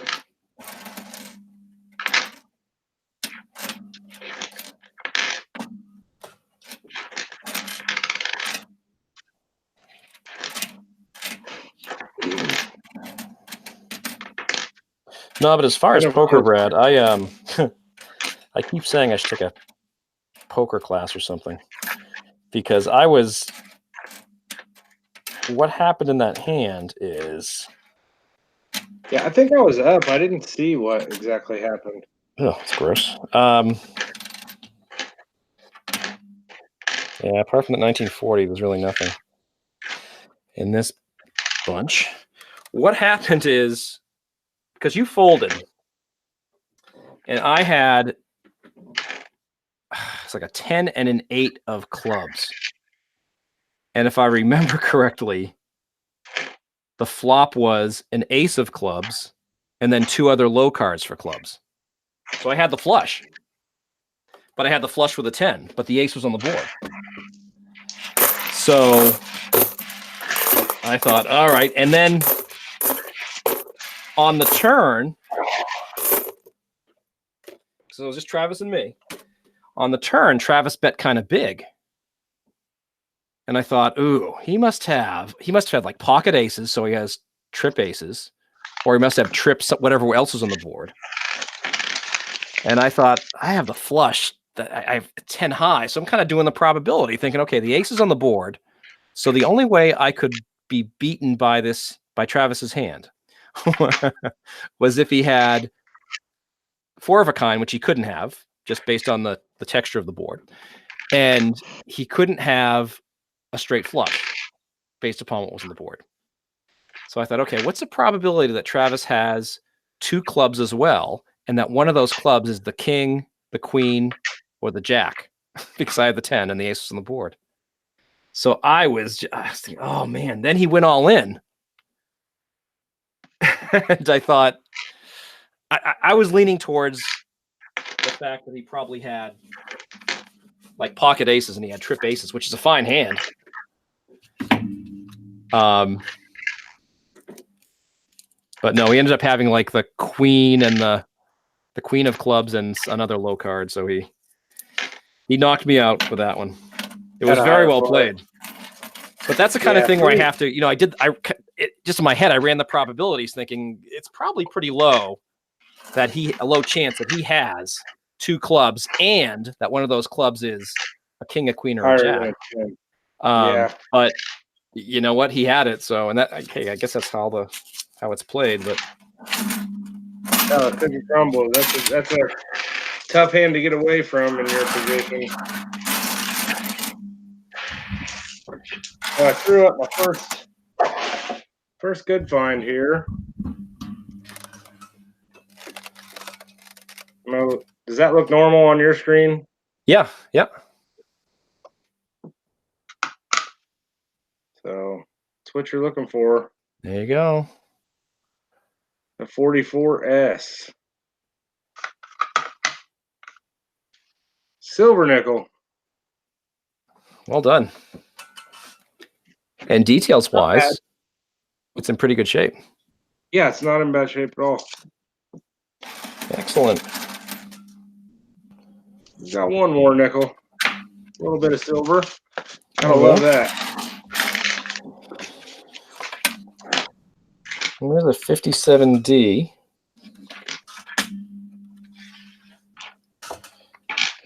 $57D is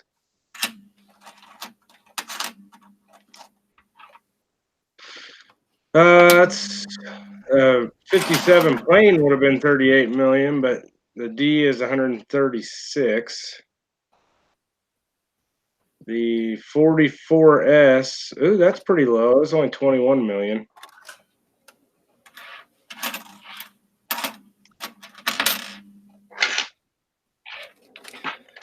And this is a 50.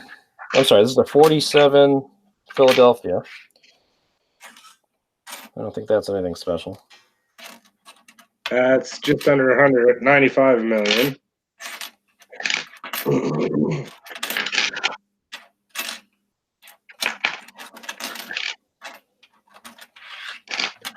It's good though. As the customer rolls, you're finding some pre-1960s though. Yeah. I'll take it.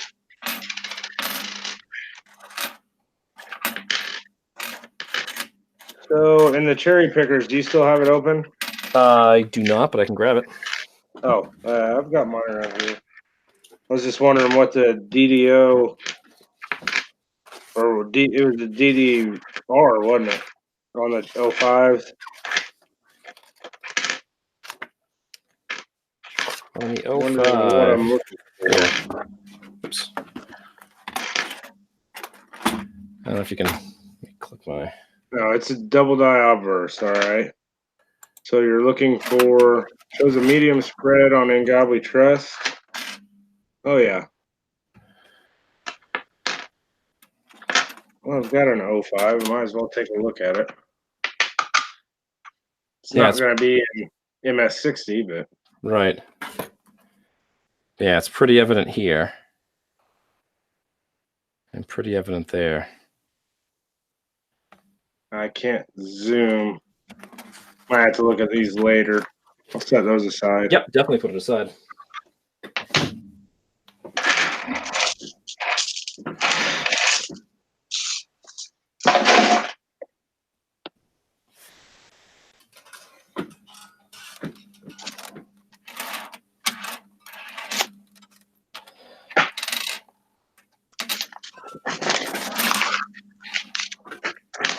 So North Jersey, you said earlier that you haven't been detecting in a while. Are you hoping to get back out this summer?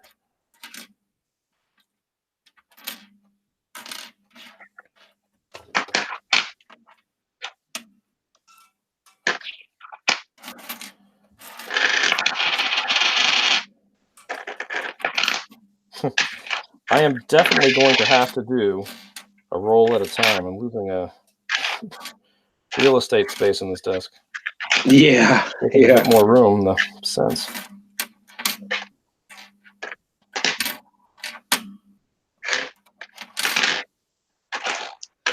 I really do need to find an 09. I've been through, I don't even know how many boxes of nickels now, and I have never found one. And So, I hear a lot of people talk about they average 3 or 4 a box. I've never found an 09. Now, was that just, I mean, supposedly the mint does look at what coins they've minted past, previous years. And they say, well, we're just not going to mint as many of a certain coin because we have a lot of them in circulation or a lot of them sitting in banks. Is that what happened in 09? And why do they have such a low mintage? I wonder. I'm not sure. A long time ago, I read an article about it. Maybe it was due to the crash. Yeah. That would make sense. I think that's what it had to do with. I'm going to look at the mintage real quick. I know they were fairly low for, So in 08, Philadelphia is 279 million, 345 in Denver. And in 2010, it's 260 million and 229 million. 09 was 39 million for Philadelphia and 46 million for Denver. So it's just a low mintage year. Yeah. It's kind of funny that people hoard them because. Yeah, I mean, that's still not extremely low. Right, exactly. And compared to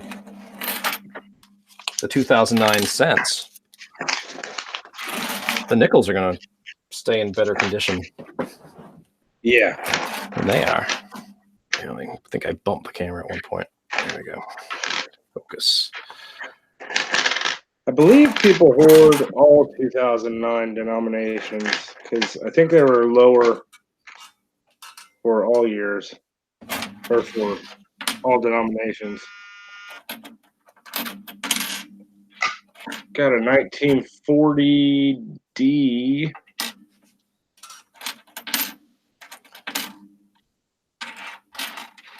There you go, another early one.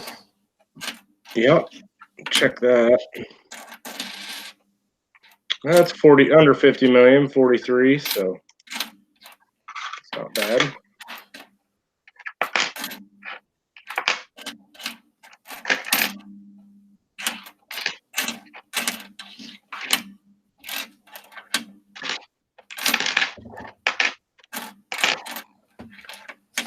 Hey, Roadrunner, how are you? Oh, and Michael's back. Hello, Michael.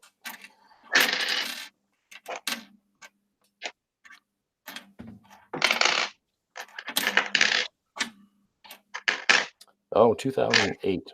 No, 2005.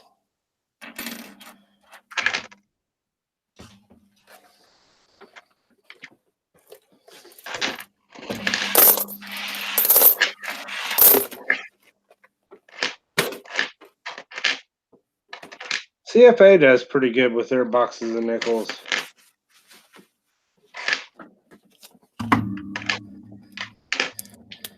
Yeah, I watched them the other night, and they had they use one of those charts. Yeah, point charts, and yeah, their streams are a lot of fun. Yeah, and Lincoln Central's a moderator there as well. Yep, and he explained to me what they were doing. So I guess you guess a number based upon the points that they're going to find.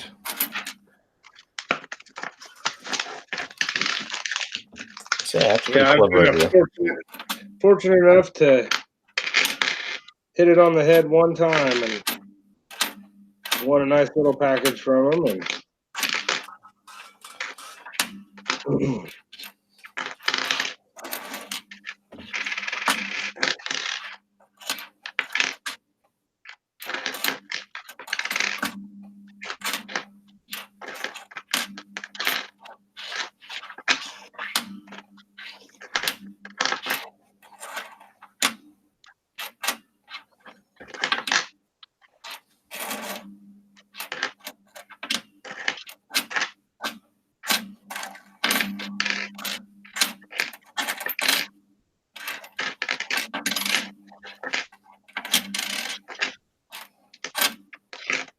And I've been pretty lucky on my YouTube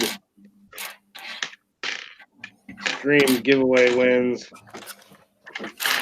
Bill J, I don't know if you ever watched Bill J version 2. Oh yeah, I haven't been on there in a while, but yeah, he streams a lot.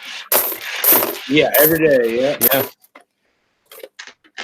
every day, and he's always got some good stuff he's giving away, and it's always trivia. That's always fun. Takes it straight out of the red book. So I mean, if you've got a red book, you've got just as good a chance as anybody to answer it. That's good. He doesn't make they're not easy questions. You usually have to look them up. So, but met just a ton of good people.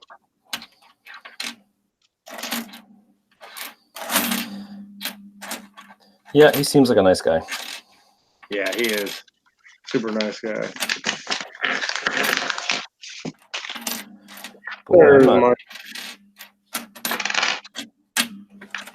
I am not having any luck with these. I've kind of slowed down here. I usually do a little better than this. On the pre-1960s, there's a 59. 59D. I don't think that's a real low mintage, but it's pre-1960, so we'll keep it set aside.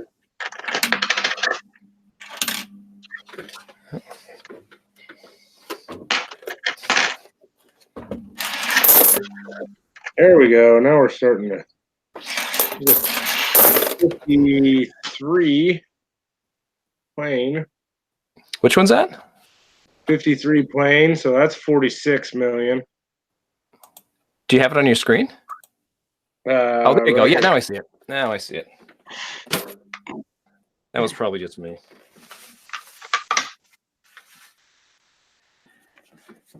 You know me. I tend to click things and all sorts of trouble starts. Look at it. This would get the NS designation if you got it slabbed. That would be no steps. I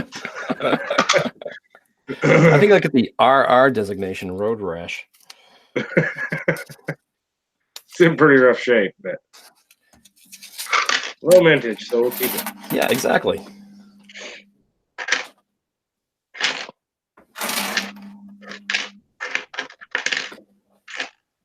Oh gosh, look at chat here.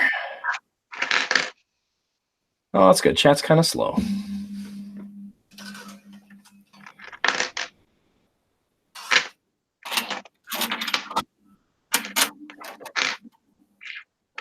Well, Brad, do you have any commitments tonight?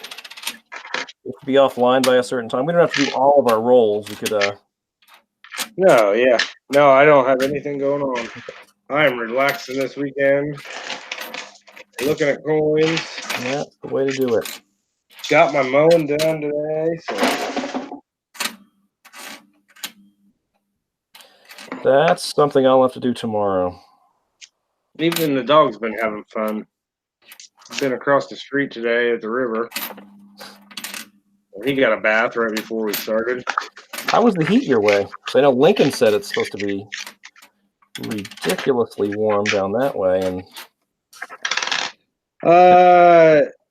honestly, today wasn't as bad as the last couple of days. We had humidity the last couple of days, and the humidity was next to nothing this morning while I was out mowing, which is always nice. There was a nice breeze, and it was probably mid-70s. yep. It's supposed to get up into the mid-80s. So. That's about what it was here today in New England. It was sunny. If you're sitting out in the sun, it was warm, but it was probably 75 or so. Breezy. Bugs weren't out. Yeah, and I enjoy those days. It's the hot, humid, with no air moving days that really just do me in. Now, you live not too far from a river. Do you get breezes coming off the river? No, because it's surrounded by woods on both sides. So, and it's not a huge river.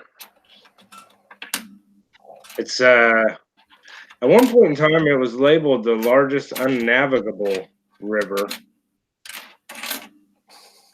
in the United States. So what's the point? Yeah. What's the point of having a river if you can't sail down it?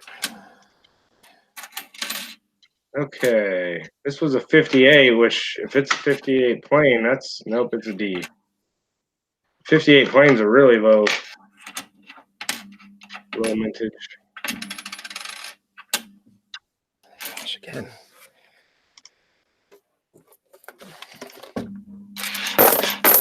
All right, I keep switching. It's easier for me to see when I blow the screen up.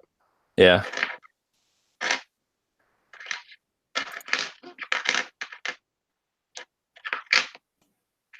But yeah, it's when it gets hot and dry towards the end of summer, that river is only a few feet deep in most places. But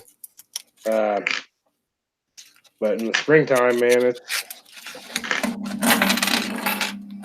you can easily sail a barge down it, and it empties into the Ohio down in southern Indiana. So, Ever tried to mudlark it?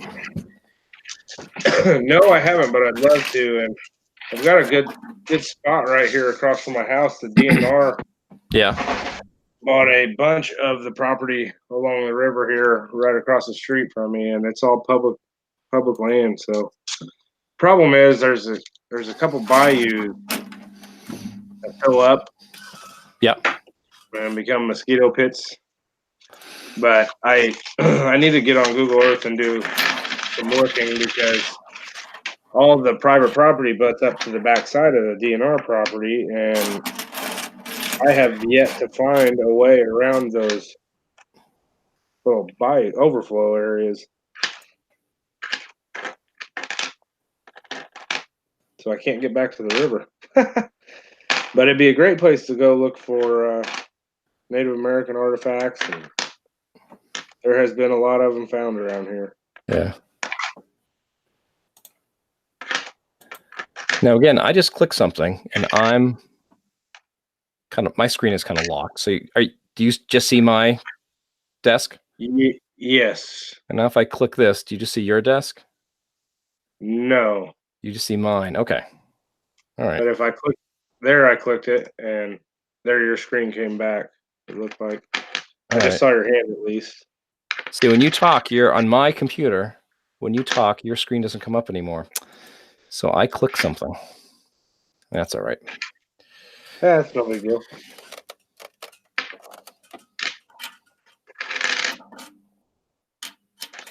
I like streaming, but I'm still learning all this. Oh yeah, it's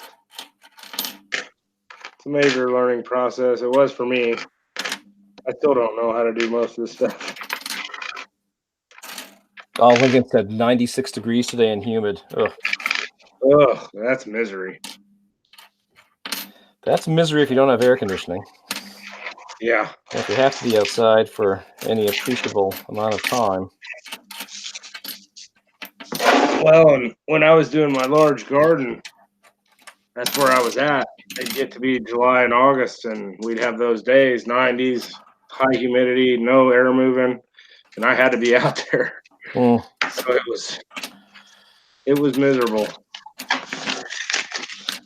I have one of those towels that you soak in cold water, then you wring them out, and you just put them around your neck.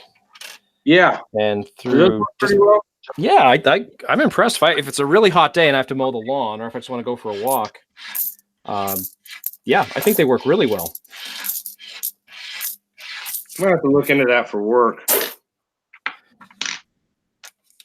Yeah, I would think even for that, if you when you work, you probably wear a helmet. But if it was really hot, you could probably just drape it over your head. Yeah. Well, believe me, if I can get away with not wearing a hard hat, because I mean, there are times where it's not required when you're inside doing certain things, and it depends on what I'm working on that day. But in the summertime, if I can get away with not wearing it, I do. I don't blame you. Here's a 1940, and man, oh man, that thing is worn. It has seen a lot of action. Wow. Barely make up the date.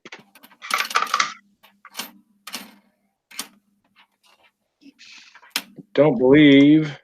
No mint mark.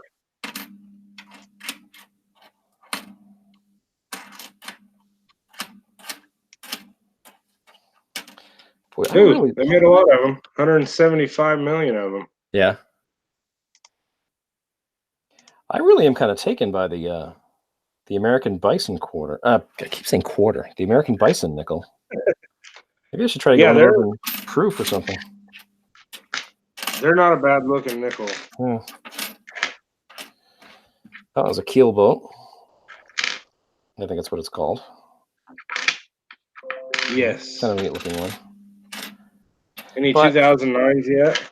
No, I am looking, but I haven't seen any. Nope, me neither. Seen a lot of 08s.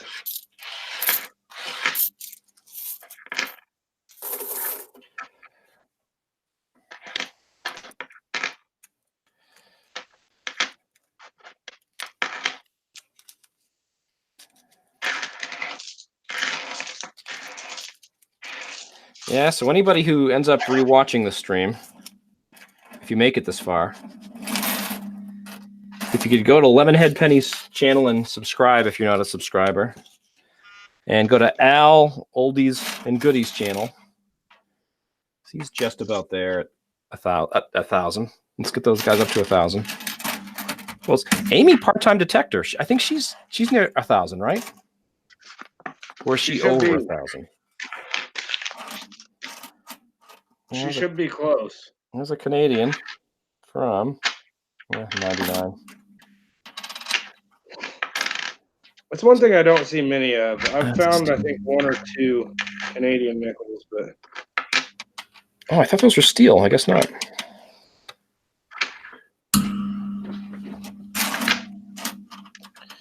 There is a 56D.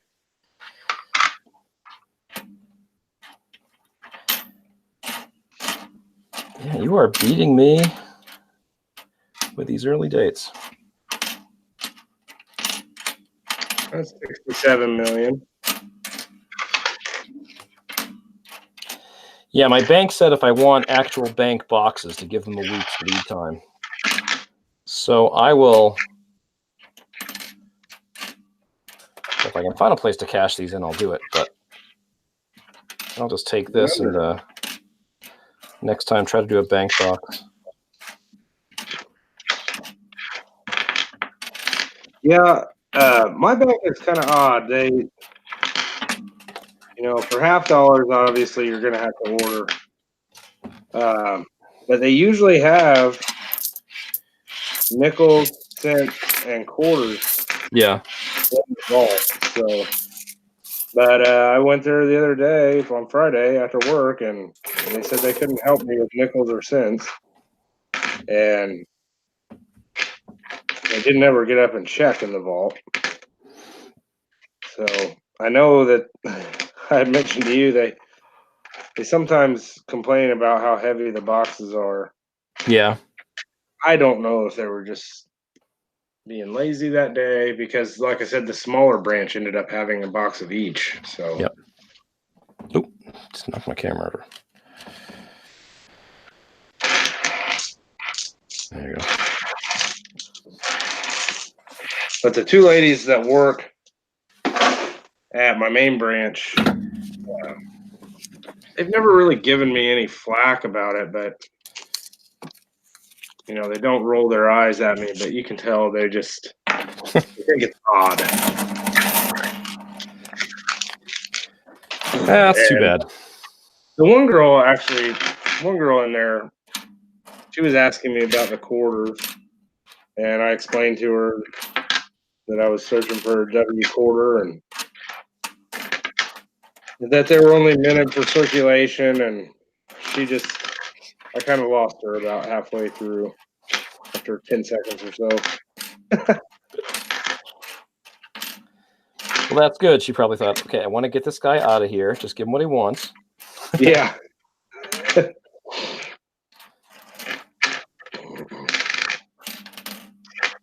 Now, my bank, actually, that's in the town I live in, or nearest to, which is a lot smaller than Terre Haute, they're always interested in. They never have boxes, but they kind of could supply themselves with customer rolls. But they were always interested in what I was doing. One lady in particular, she was very inquisitive, always asking questions, what I look for, and what.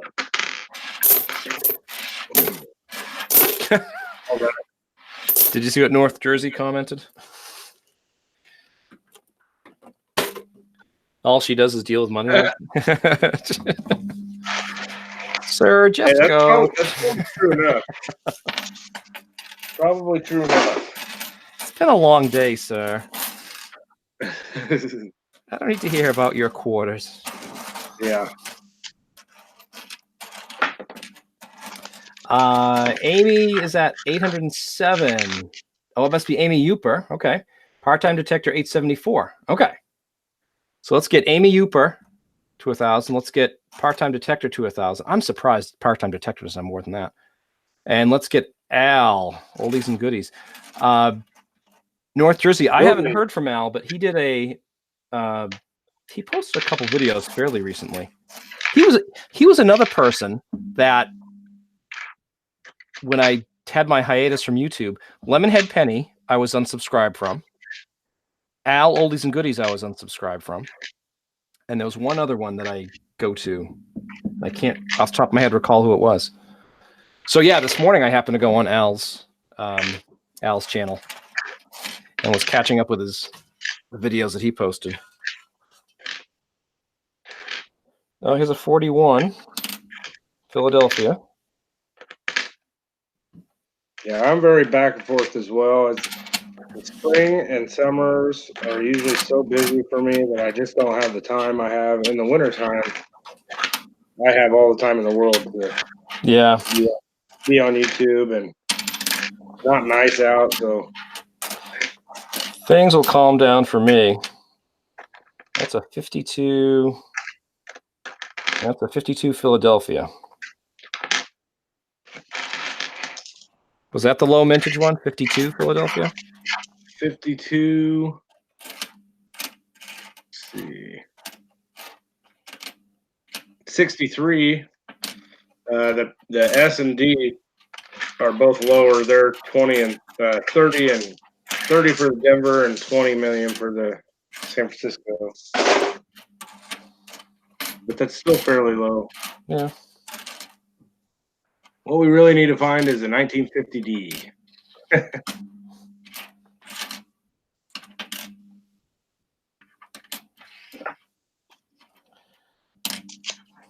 Those were 2 million, a little over 2 million.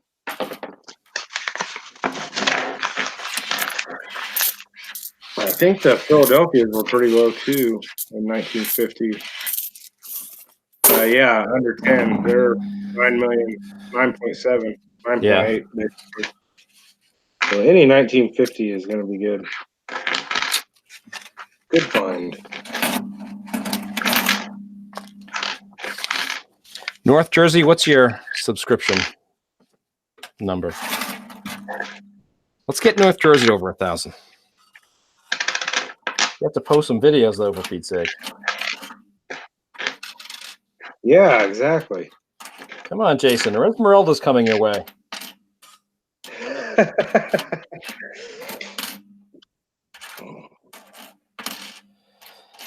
No, Esmeralda is still here.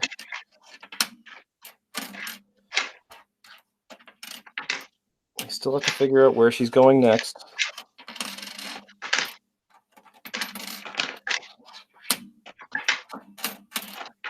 Need to make a spinning wheel with a bunch of names on it. Give it a spin live and see what happens. That's a good idea. North Jersey, no. Where Esmeralda comes from, she can't burn.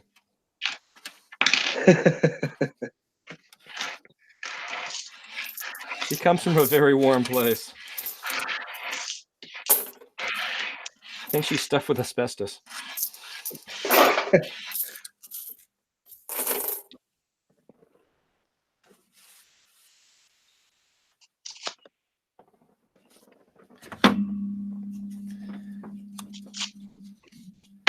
Michael, I'm at 44. 44 subscribers, Michael? Really? Yeah, I'm surprised about that. All right, everybody, hop on Michael Mullins' stream. He is a young numismatist. Let's get him up there.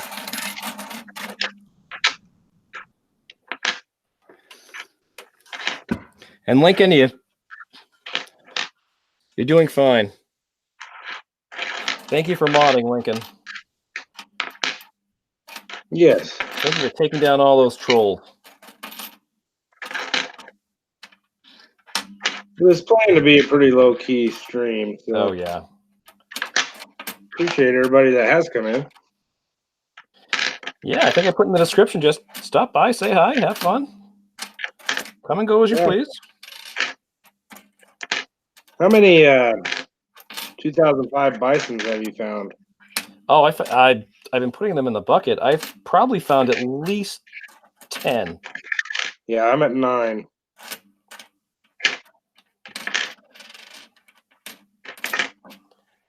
But none that I would really consider saving.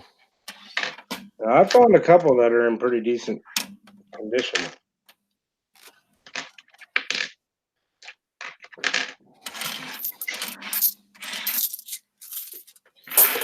I will not be opening packages from New Hampshire. All right, Jason. I will not send her to you. Send them a St. Gaudens. Yeah, exactly. Throws it You away. can let it sit on the shelf for 50 years.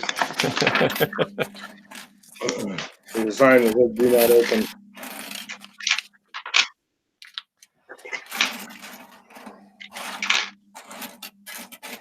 St. Gaudens, up in New Hampshire, there's a St. Gaudens National Park. I think it's a national park. And it's where a lot of his sculptures are because he spent a lot of time up here in New Hampshire, just north of Dartmouth, I think. Well, Hanover, where Dartmouth College is. And I don't know if that's why he was up there. But I guess there's some really neat sculptures and other things that he did. I should head up there.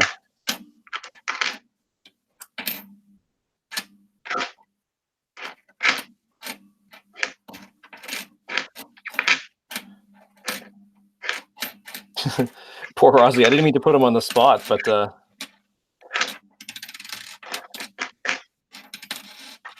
don't know. I think that would be a neat meetup to go to that museum. Yeah. I think the coin people their jaws would drop just to see the amount of stuff they recovered. And the history people just to see what's there. Because really, I mean, if you don't, there's that museum. I don't know if there's anything in the mid-Atlantic. Is it Ocracoke Island where Blackbeard's ship was sunk and they thought they found it? But I don't know if there's a museum there. But it's almost like the only other pirate type of museum that I know of is down in, I guess, in the Florida Keys, the Mel Fisher's one for the Atocha. Yeah, $20 double eagle. Aren't those the really valuable ones? Yes, Jason, but I'll just cross your name off the list then. If you don't want me to send you anything.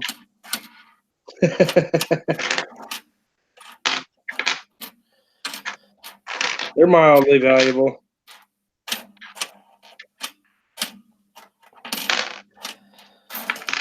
Yeah, they're worth at least gold, Spot. Yeah. Gold's up right now. A little bit.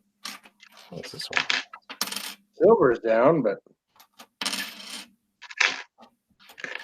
good time to buy. So silver's down, gold is up. Yeah.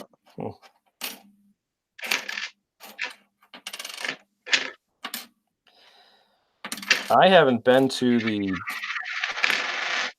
bullion dealer. I usually just see if he has any 90% halves or dimes. Usually does not have quarters. I haven't been there in a little while. I guess I should think about swinging by. Speaking of, the guy that owned the coin shop, the really nice one near me that closed down a few months ago. Yeah. I ran into him at the grocery store. He's been doing some interesting things. Been working with estate lawyers. They pay him to appraise collections for families. And he said he has evidently bought more coins since he retired than he did while he was in business. Well, that's neat. Yeah, so he's got a pretty good gig going. Wow. It gives an appraisal and then basically got first shot at buying. Yep. This is a 55. Gosh, it looks like it's a D mint mark. But this one, ugh. I don't want to know what that one was in. Ooh, that might have been it. Well, no. It might have been in the ground.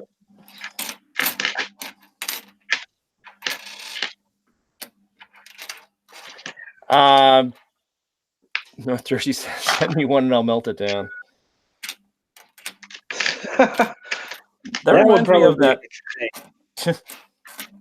Reminds me of that story, The Lady and the Tiger, where the guy had to pick one of two doors. Behind one was a beautiful woman, another one was a hungry man-eating tiger.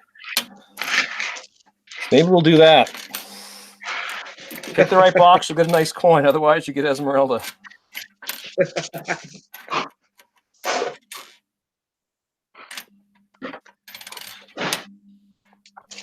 Lincoln, I have not had. All right, for nickels, I've lost track here.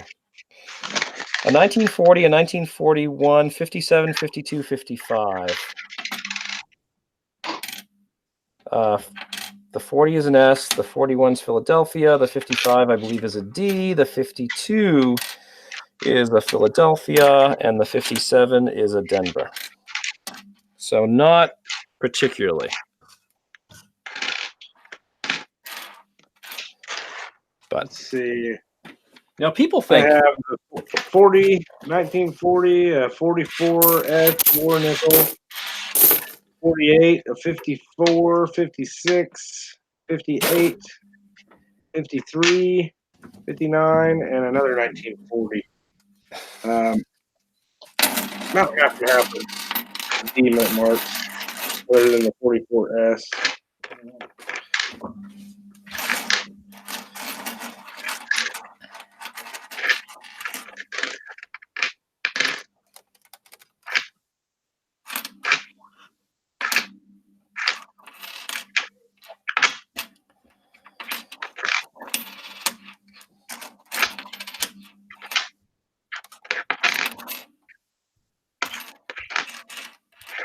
I will definitely be checking these 05s, though, for the double die. That'll be fun.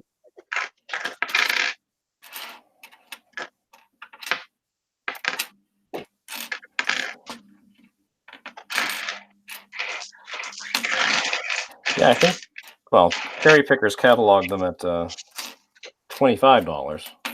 I don't know how. Yeah, that was an MS-60, right? Right, exactly. But, you know, just to find one, you know. Oh, yeah, and people collect all grades of varieties, so. Yeah. I don't know about you, Brad. I said to my wife, I find this very relaxing. I mean, it gets monotonous after a while. You have to take a break, but yeah, I think it's fun. Oh, yeah, just search and rolls? Yeah. It is very relaxing. What else I gotta do? Just watch YouTube and come on. Yeah. We'll do that.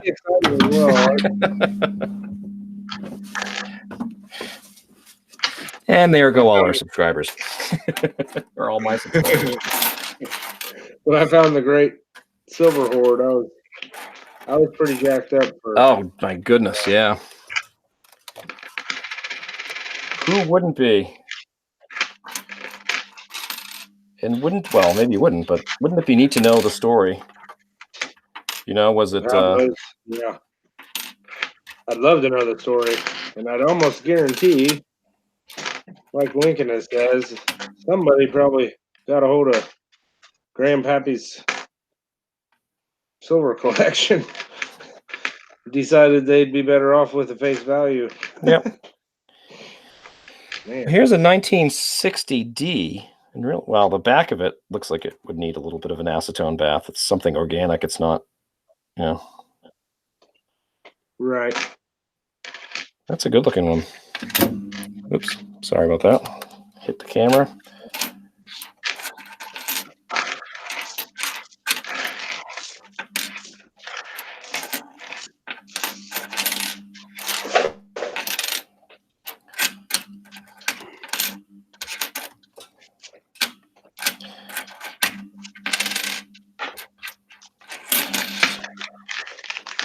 Come on, Buffalo.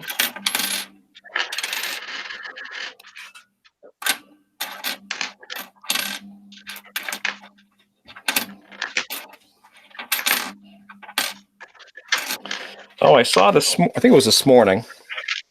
John Wolfe is having an auction on Tuesday night. Oh, I saw the notification, but I was headed out to mow, so I didn't get to check it out yet. So there's another channel to subscribe to.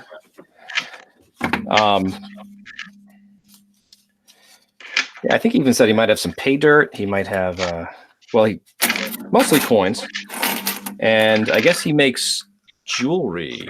And he had some pendants or something. John Wolfe has gold.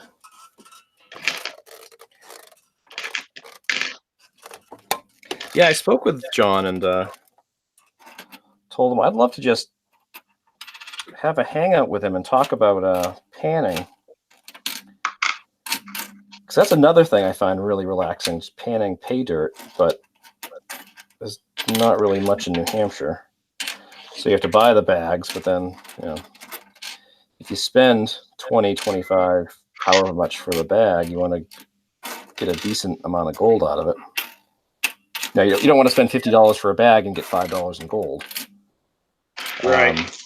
So I just asked him, he said he's been panning for a while, what companies he goes through. And anyway, I just like to hear his experiences and all and how he got into it. And well, it was in 1940, Philadelphia.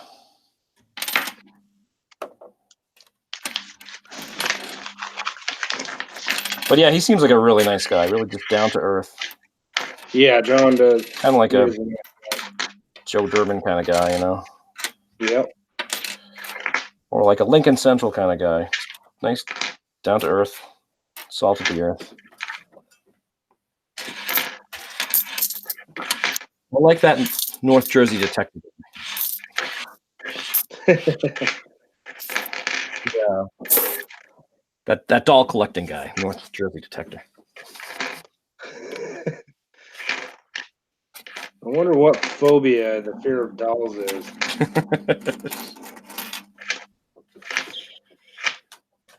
It's probably I don't want to be stabbed at midnight phobia.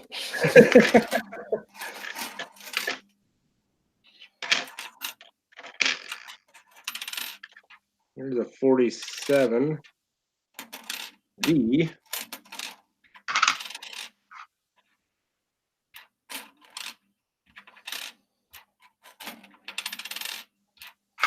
Don't believe that's very low mintage either. Oh, not bad. 37 million. Yeah.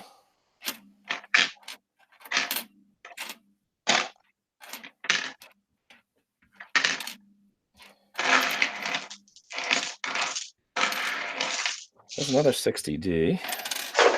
I don't know. I mean, there too, if you there's a 57, 57D. There too, though, if you just kind of put them aside and someday, grandkid, grandniece, grandnephew, neighbor, I don't know, somebody might want to appreciate them decades from now and want to go through them. And when we have no more coins. Well, yeah. Did I share that documentary with you about Sweden and how they're? I'm pretty sure it was Sweden. They're going to a cashless society. They're really trying to do that.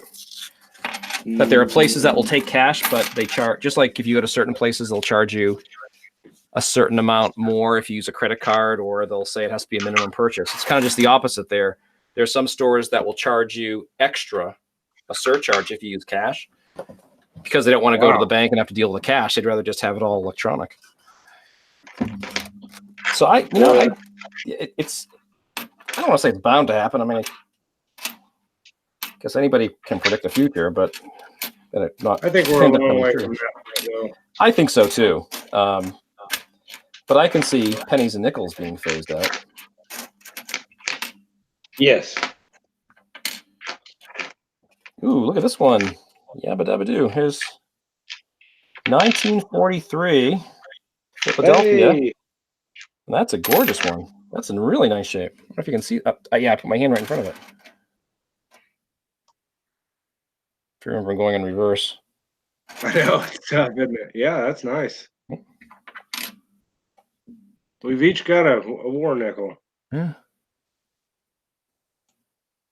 Excellent.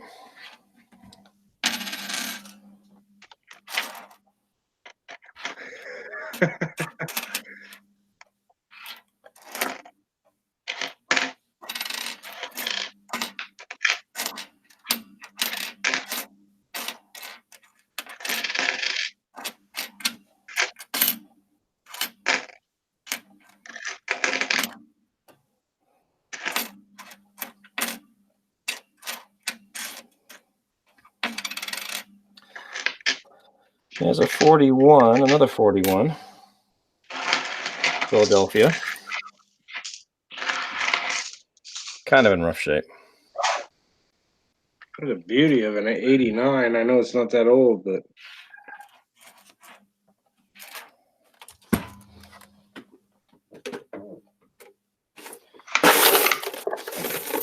This bucket's getting heavy.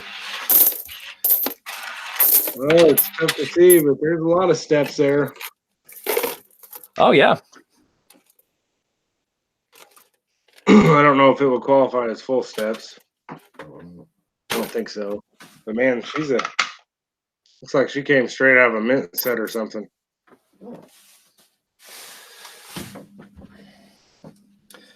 $89p. I'll set that one aside.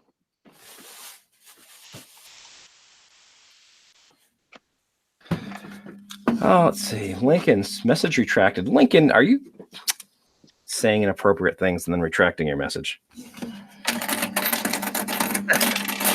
Wrong chat, maybe. Oh, yeah, wrong chat, LCC. Creepy Dolls, North Jersey. Michael asks, do you think an 1878 Carson City Morgan in AU condition is worth $46.66? I would buy that all day long. Yeah. If it's not been cleaned. Well, even if it, you know what? Even if it has been cleaned, if it's a Carson City. Yeah, I'd still buy it probably. Yep. Absolutely, Michael, in my opinion. I mean, if it's all in terrible condition, then I'd, if it's AU but it's all scratched or holed, I would probably pass, but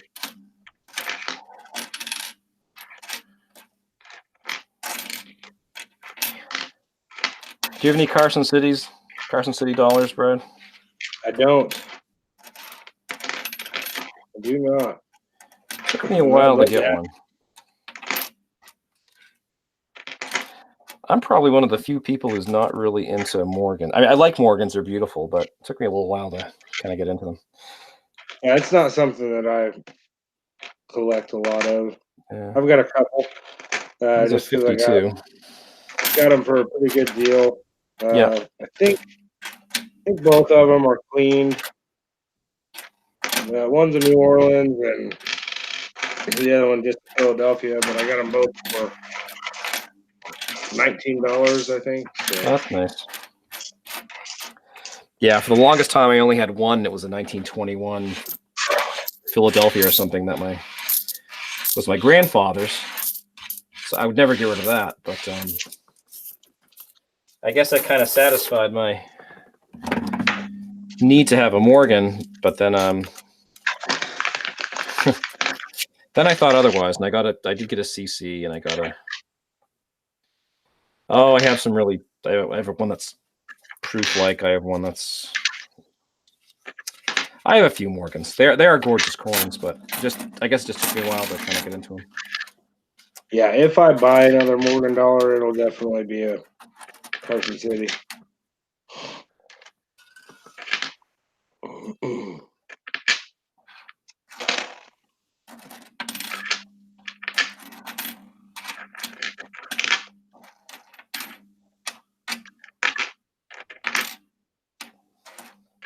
Well, the old nickels are kind of slowing down for me.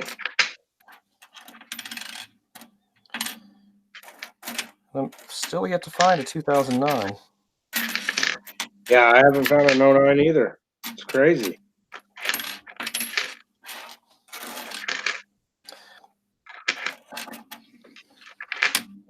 Did you see Lincoln's post about the mint sets? Were they Yes. 1963 Lincoln? I know they were Franklin mints. Well, they had they had Franklins in them. Not that they were from the Franklin mint. Yeah, actually, he has spurred me to keep a really good eye on eBay for lots of mint sets and proof sets. Yeah. There's just something about those Franklin sets. Mint or proof. Oh, CFA starting. Man, is it that? It is that late already. 7:02. Holy cow! So we've been on for 2.5 hours. We started at 4:30. Yeah. Yeah. I'll tell you what. If we're not done by 7:30.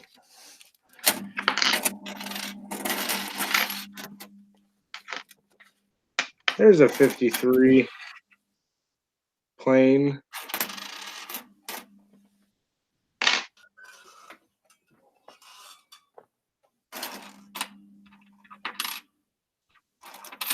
It's under 50 million. Nice.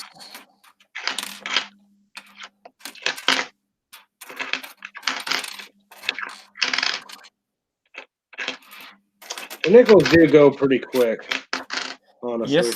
Yes, they do.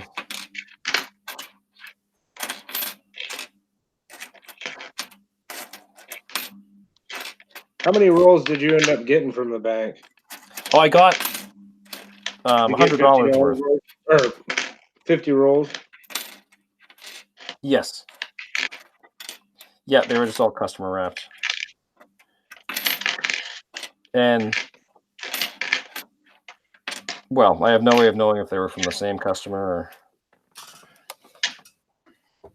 But next time I would definitely say I either want, Loomis bank wrapped roll or I don't want them. Right. I think these have been gone through.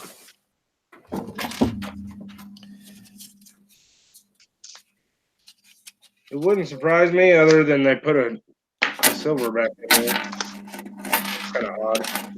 Right. Oh, that's fine, Lincoln.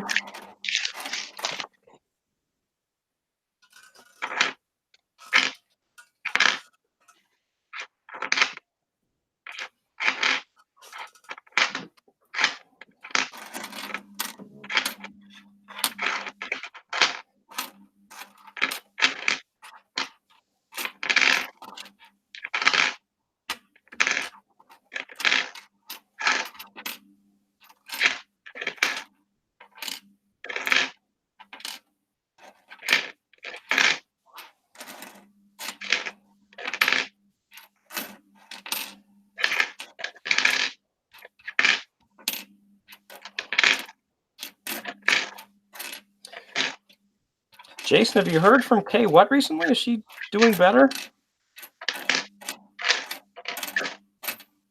No, she's not feeling great. I have not seen Carrie on a stream for a while, but I have been really lacking on time. I've even missed last two risers streams. That's No. Well, one time you were sick, right? the first two since I started watching him that I've missed. Yeah. Oh well, I mean it's. Oh, it happens, but I Yeah. always enjoy Charlie's streams. Yeah, no, she's a sweetheart.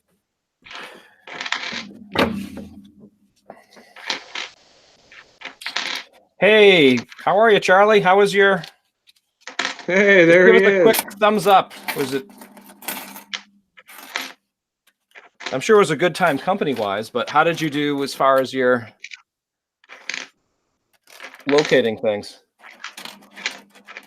Oh, and Mantic's here. Hi, Mantic, whichever one you are. I'm going to assume it's Shay. Hey, what's up, Shay? Charlie did great, it seems like. That's awesome. That's great.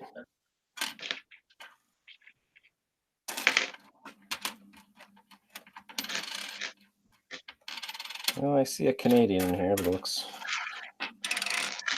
2006. That's steel. Did you find gold?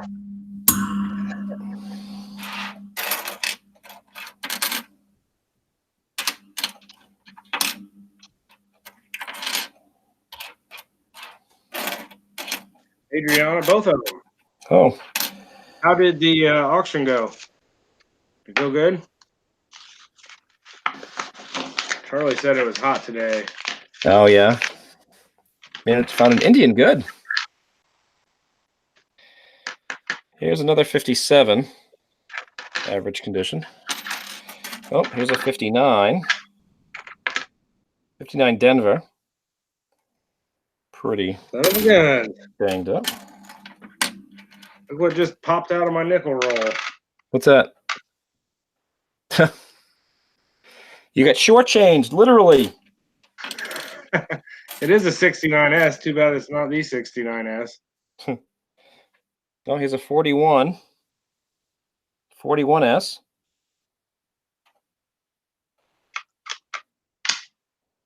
Oh, I'm sorry. Wow. 41S. 59D.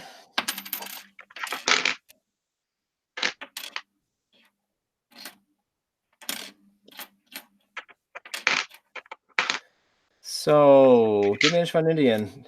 Shay and Adriana sitting next to me with with their coconuts. I won't ask. Oh, I don't think you were there last night, Rivendell. They hit the 8th tier on their stream, so What's that? guess who came out? Say it again? Guess who came out last night? They hit the 8th tier on their stream Oh, really? for donations. So Shanae came out. Or Shawanda. Adriana. Shawanda. Oh, Well, no smack talk. I'm going to have to watch that again.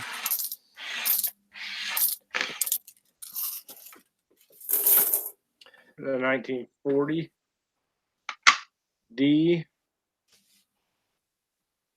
Oh, I can't get used to this backwards stuff. Yeah, I don't know why it does that. I don't either. Or you think there'd be a way to change the orientation, you know? Maybe there is. Yeah. I'm sure there is.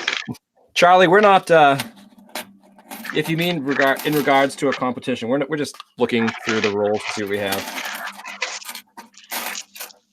If you mean Brad and I, yeah. And it's been 2.5 hours, almost. But I don't know about you, Brad. It's gone by quickly. Yeah, it really has.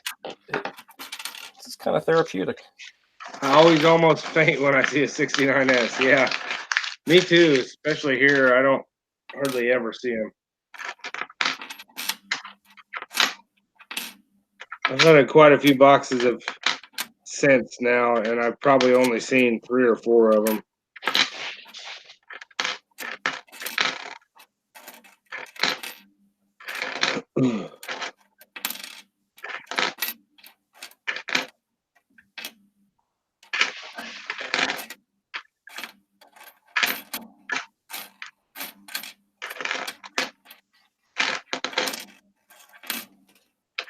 It's going to become a mission of mine to find an 09. I'm not kidding. I can't believe most people that hunt nickels average. Well, I see they say they average 2 to 3 a box, or usually find 1 in every box. Right. I've never found one. It's just odd to me.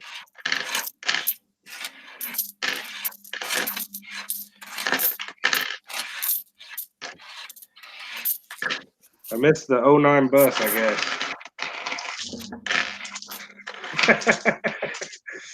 North Jersey said, it got heated earlier, Riser. There was screaming and throwing of coin wrappers. And he says, Riv threatened everyone with Esmeralda. It was vicious.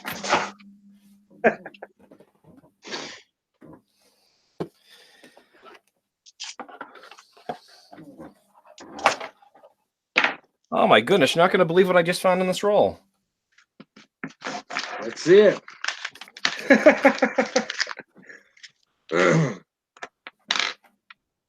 There she is. Jason. Coming to northern New Jersey soon.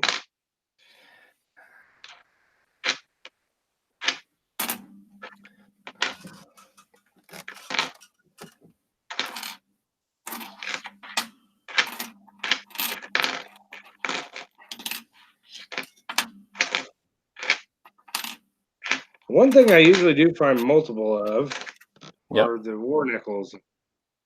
Surprised I've only found one. Another 1940. That one's a boy. I can't even see it.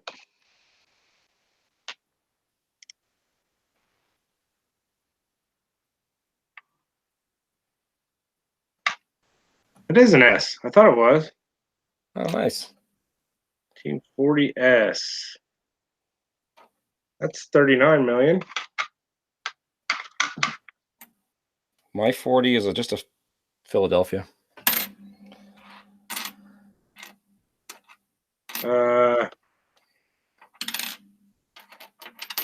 They made a bunch of them that year in Philadelphia.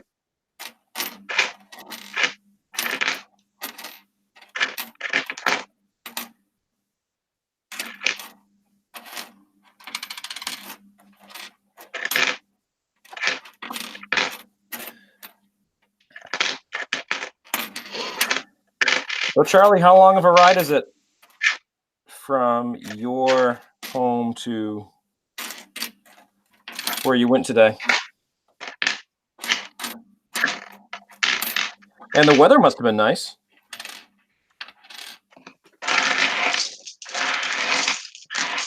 The screen is only staying in Hoosier. It's not going back and forth. Yeah, that's what I was talking about. I don't know why it does that. Now you should see mine.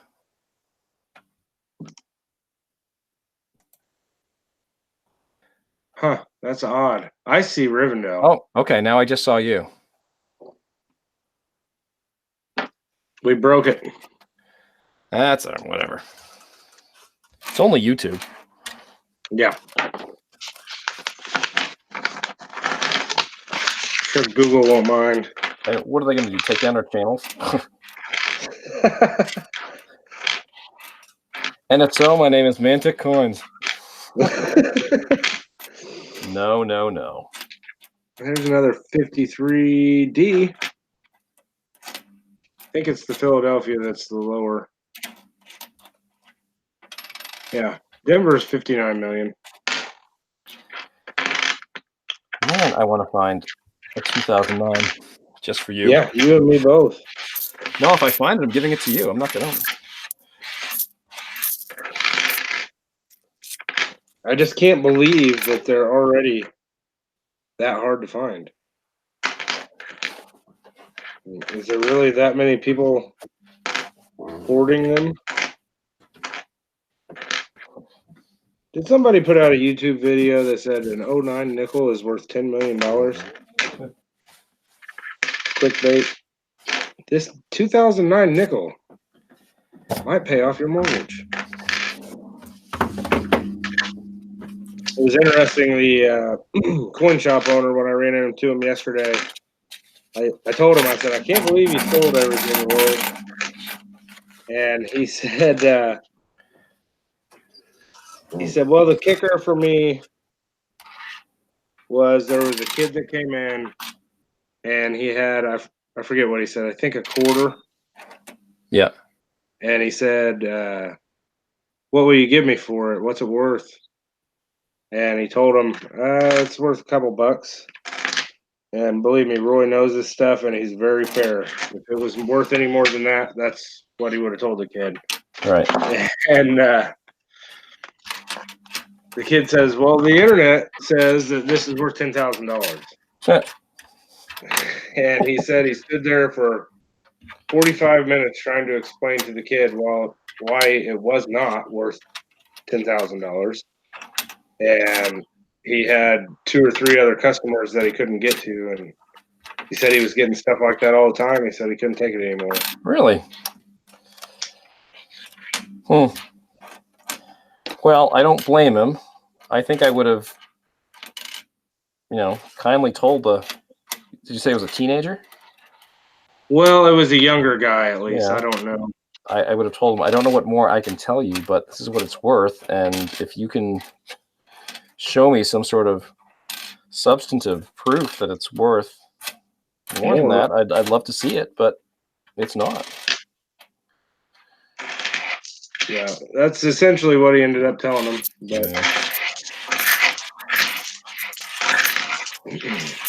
But yeah, I guess you get that, or you bring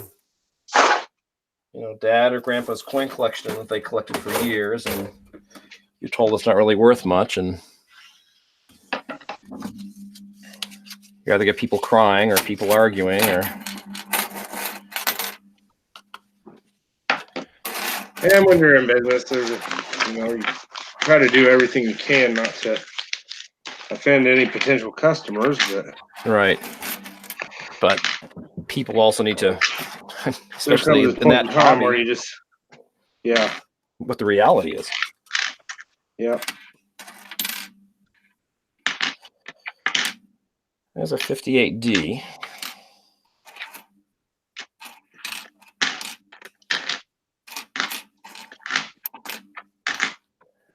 He's definitely an old school guy. He's not a fan of internet sales or anything on the internet, really.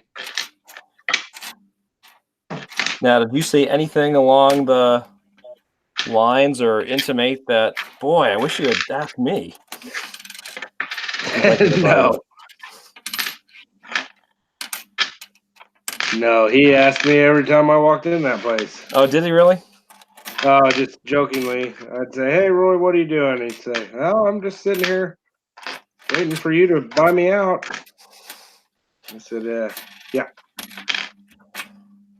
So, Brad, you could have thrown like 5K his way, and he would have said, "Yeah, here, take it." Yeah, he probably would have said that. Wouldn't have bought what the last customer just walked in. That would buy 1% of my stock.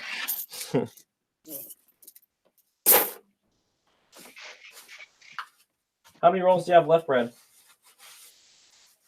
2, 4, 6. I have about 12 rolls left. No, I'll strike that. I have 15 rolls left. Some on my desk. That's exactly what I've got. 15. So, Shane, Adriana, what were you up to today? Visiting family? I believe they just got done with an auction. Oh, your auction was this afternoon?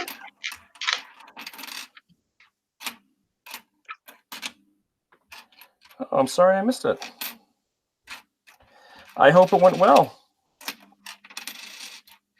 See you, Charlie. Be safe, bud.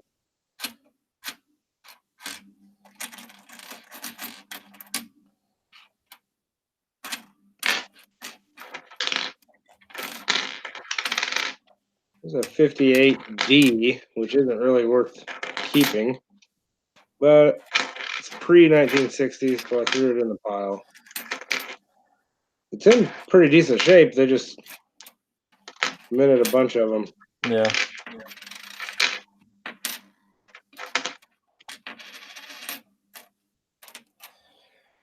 Just an auction. He was working on it all morning.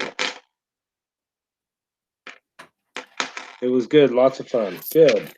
That's what you want to hear.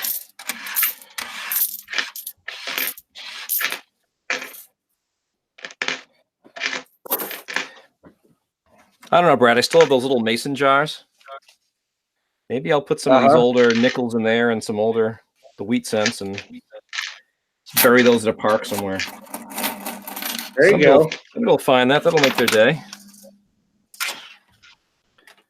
Maybe put some mercury dimes in there.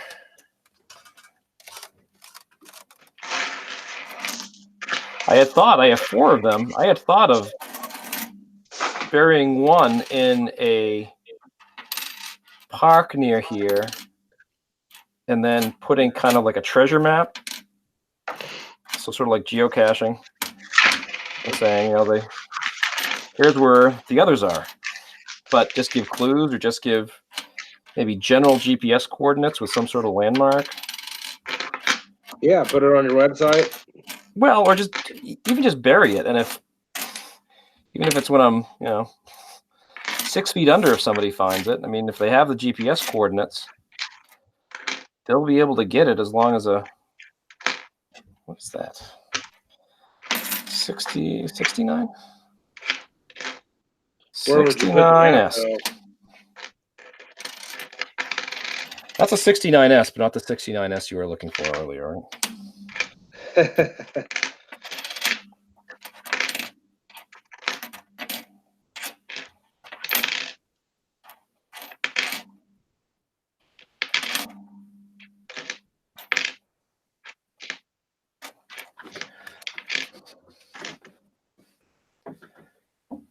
Be careful. I have over 90 mason jars in my office full of... Okay, I don't have 90 full of Lincolns. Adriana says they're everywhere.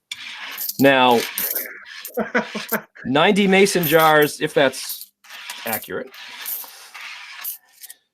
What do you collect? Because we were talking earlier, Shay, how we did just kind of a general survey of the scent rolls that we searched, and we found that about 20%, no, not even that, between 15 and 20% of the coins in there were copper, the 90% copper scents. And I said that that's kind of low compared to like 3 years ago when I started. So we were wondering, what are people doing? Are they hoarding the copper scents? Are these copper scents going overseas and something happening to them? Or I don't know. I have mason jars with a copper Lincoln scents in them, but I only keep the ones that are in really nice condition.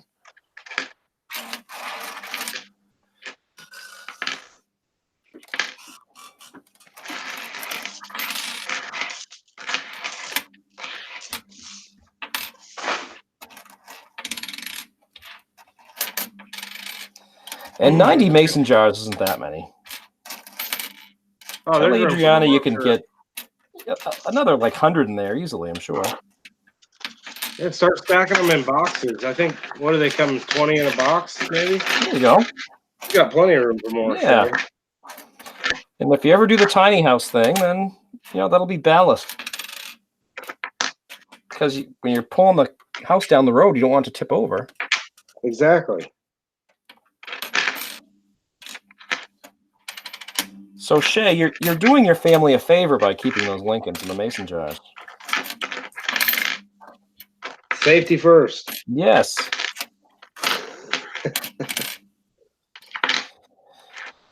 That's another 57 Denver.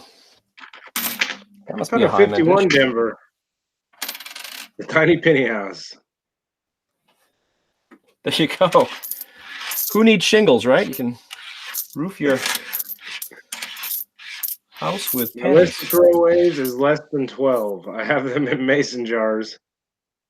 1 year per jar. I have some years that are more plentiful, minor variety possibilities. I haven't searched. All right.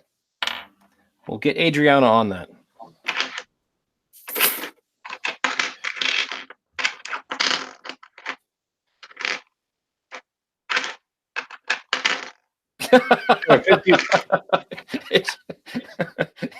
Manta Coin says, I beg to differ. And I thought, why is Shay saying that? Get off my keyboard, lady.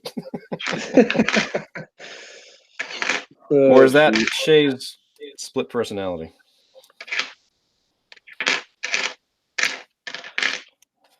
Oh, son of a gun. This guy taped this.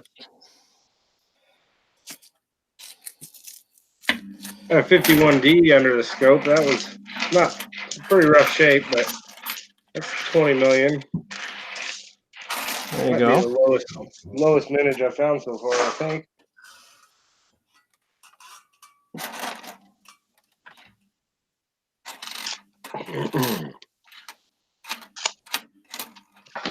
Adriana, whatever happened to the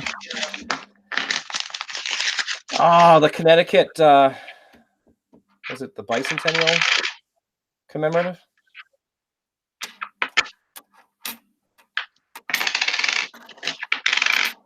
Actually, no, it was probably the tricentennial commemorative.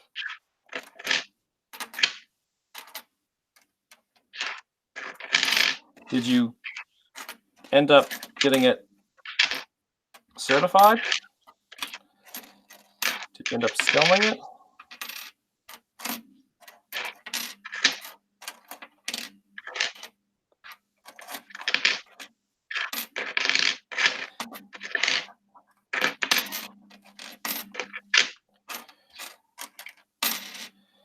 That might have been the one that ended up at auction. I'm not sure. You think that Centennial half? I'm not sure. I know they auctioned one or two of the commemoratives. Oh, really? I saw one on one of their auctions.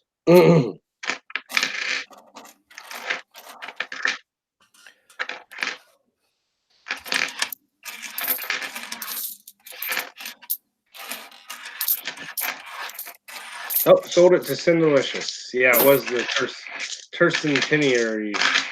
Yeah. Itinerary. This is delicious. Wow.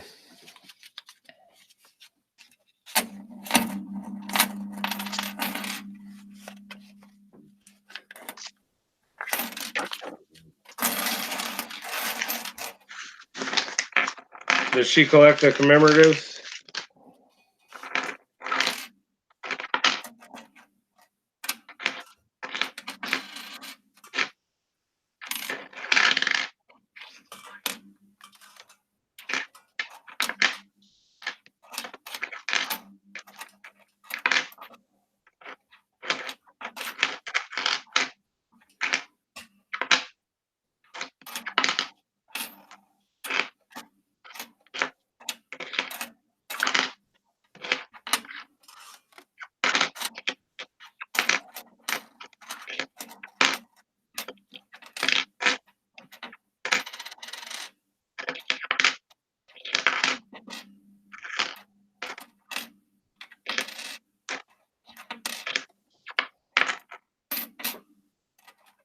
She's been buying all over yours. Ah, it said she wanted an Adriana found coin. That's cool. I wondered if it was just something like that, or if she had a good collection of them.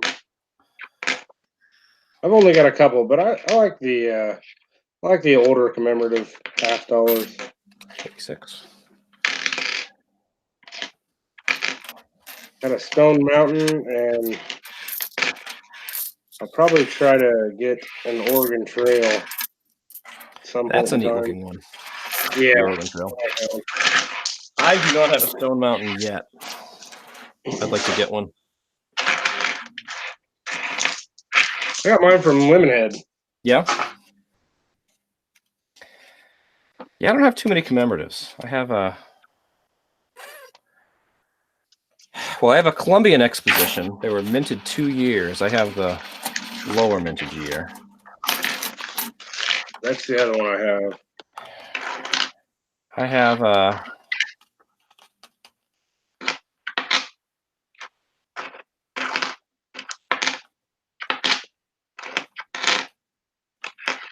I think a Washington. Yeah, it's the Washington Sesquicentennial with Calvin Coolidge and Washington on it. And they minted a small gold coin that year as well as a commemorative. I have that one. Oh, what else do I have? Do I have any others?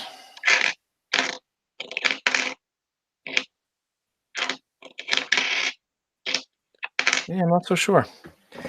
I don't have a Lexington and Concord commemorative. That's probably the next one I'd like to get, or a Stone Mountain commemorative. But yeah, exactly. The Oregon Trail one is gorgeous. That's the one with a Native American on it, right? Yes. Yeah, that's a good looking one. I don't know. I'm trying to get rid of coins. So much history there. Yeah. I really am trying to get rid of coins, not get more. So why am I coin roll hunting? I don't know. I guess that is therapy. Therapeutic, exactly.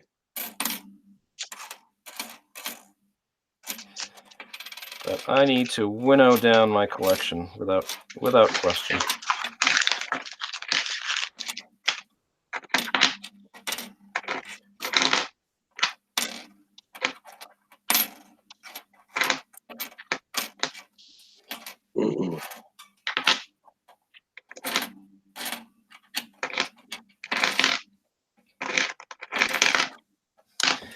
Nothing.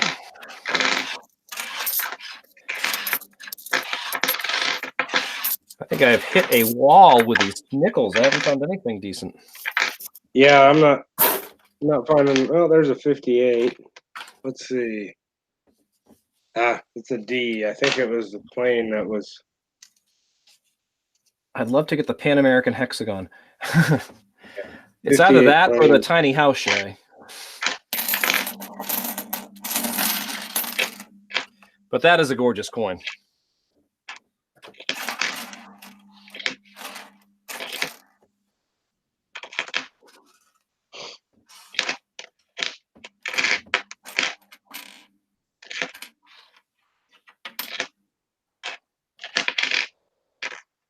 There's another 57.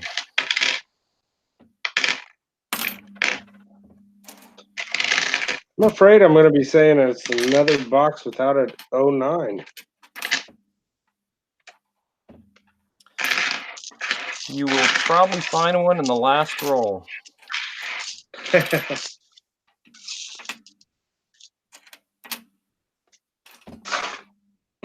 remember CJ put together the entire Jefferson nickel collection, just coin roll hunting. I thought that was pretty impressive. That is impressive. How far back did he go? 39? Yeah, 38, yeah. I'm 38, yeah. Yep, found every one of them. That takes a lot of nickel to search through, I would imagine. Yes.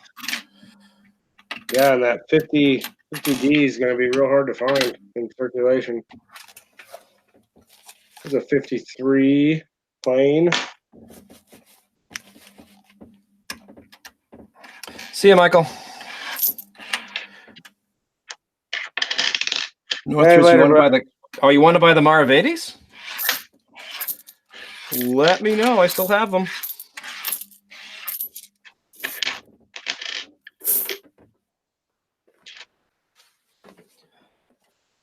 Yeah, Jason, send me an email.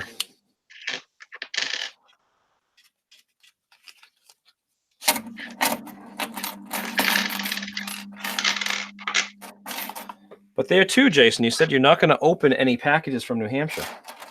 At least any doll-sized packages. There's a 1961 Canadian nickel. There you go. That's pretty neat looking. Not a bad find. Looks like the beaver has a gash, though. Insert joke here. I was waiting for it.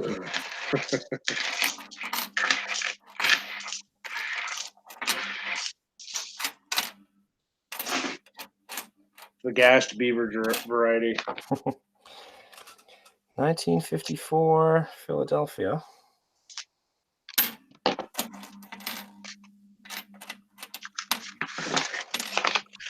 Brad, do you know, was it? I thought it was, maybe you didn't do time capsules, but did M.A. Lyman start something where he wanted to bury, I think he buried like a copper round or something, and he ended up digging it up. He did bury a copper round. Yeah. Yeah. And then 2 years went by, and he forgot about it, and he dug it up. He was metal detecting, and got a killer signal and dug it, and it was his copper round.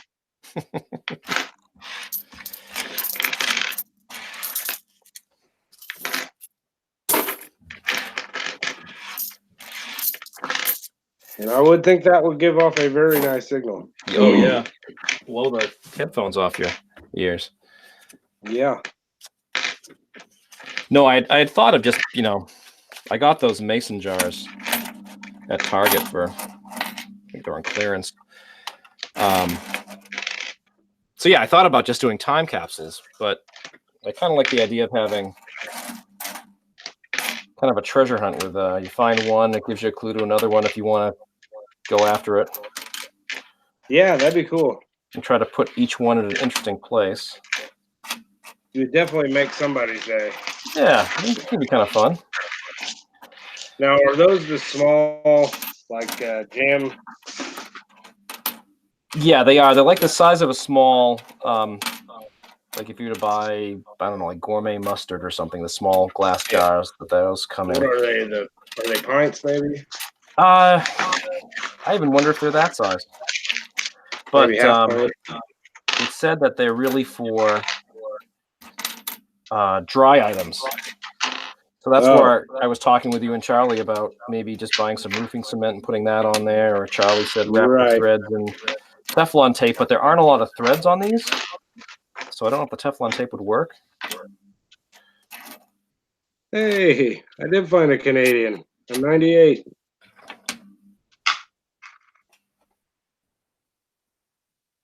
There you go.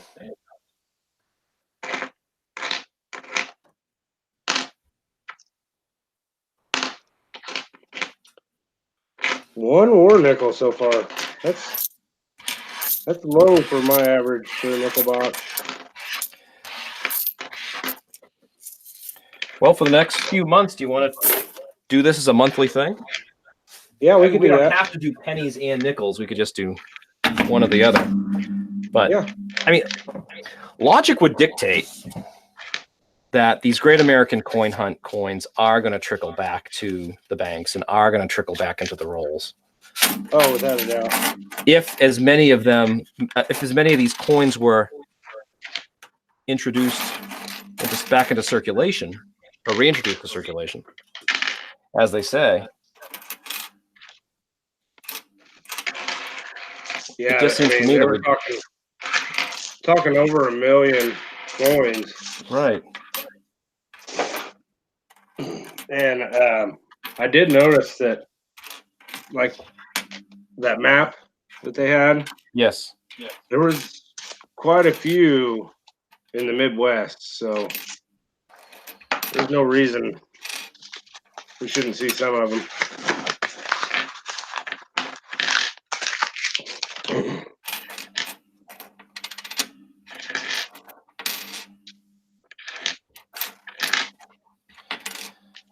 So maybe we can tentatively say end of June we'll do another one of these. And Jason, if you want to search with us,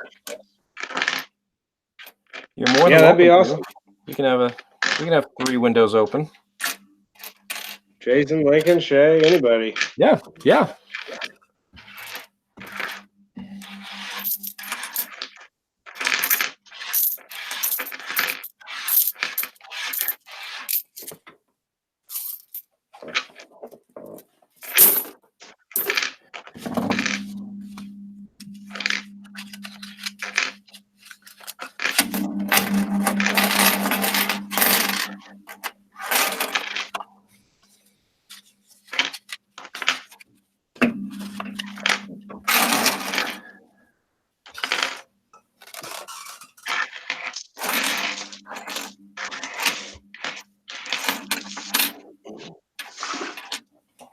Oh, it's a 2007. I thought it was a 2009. Well, I'm down to 4 rolls, and I don't think I'm going to find one. Just really don't see it happening.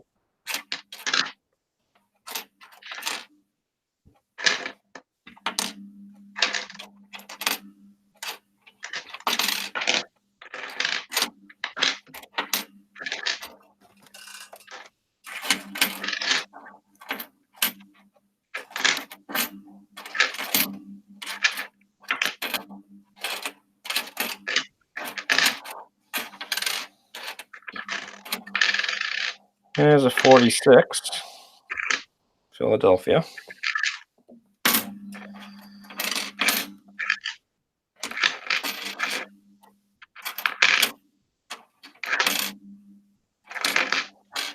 $58, Denver.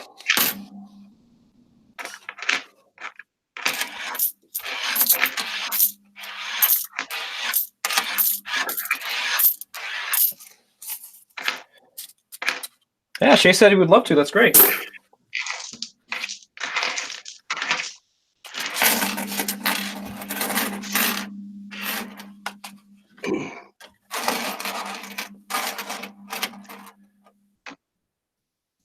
that's why it's doing that. There we go. All right. I'm down to 4 rolls.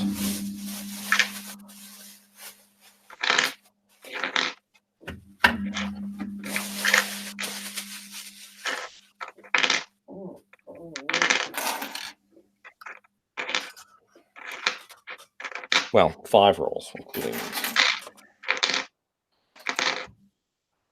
1946.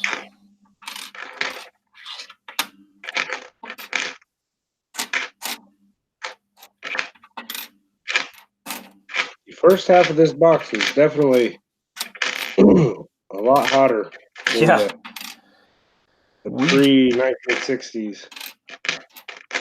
We did get off to a pretty strong start. But that's how it goes.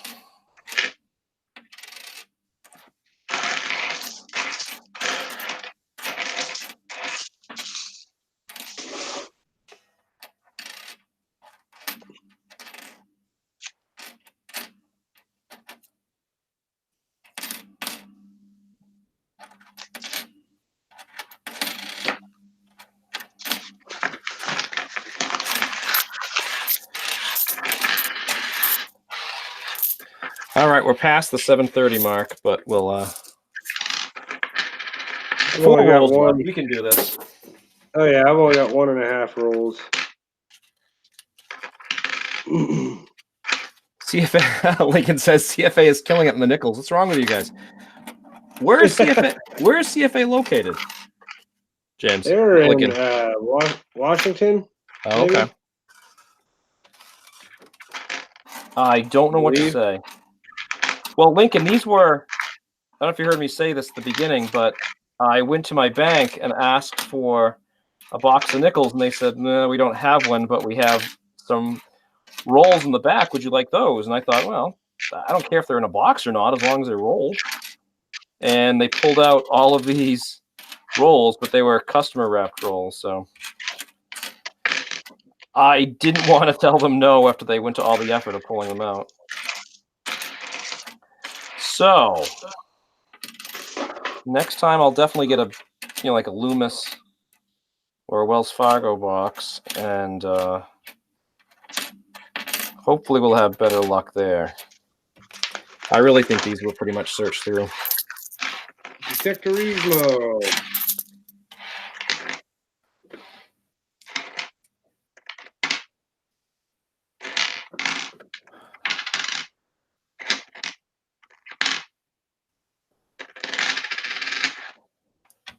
Oh, Detectorismo. How are you, meu amigo?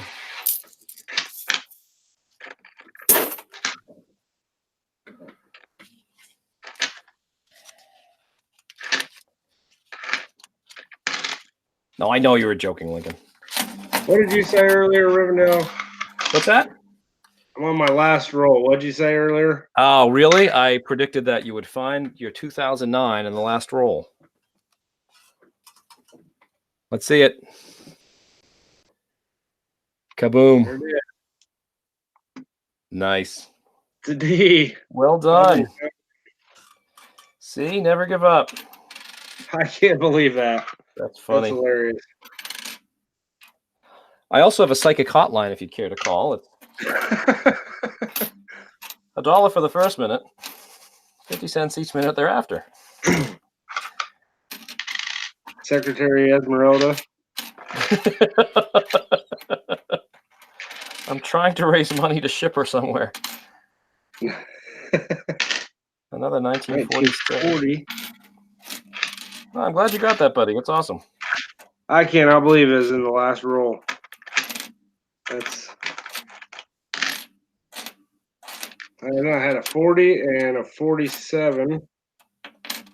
Both Philadelphia.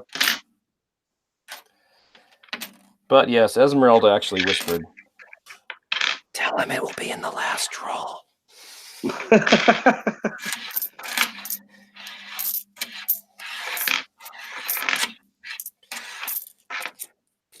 And Tell Jason I have a new knife. I don't know what that means.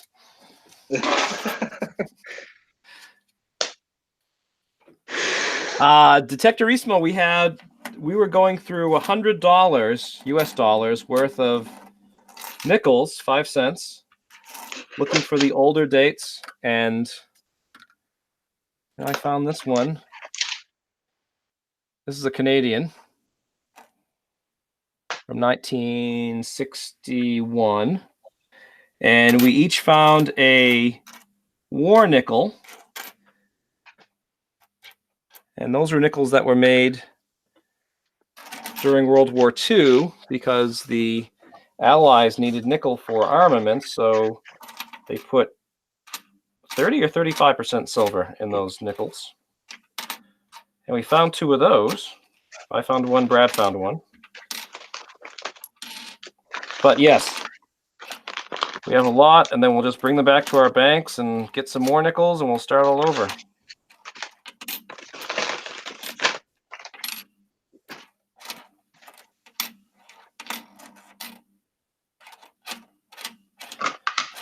We have not found any Brazilian coins, though.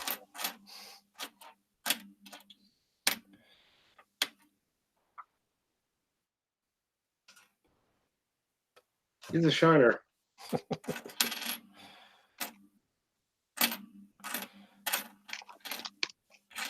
Shay, how far are you from Waco, Texas?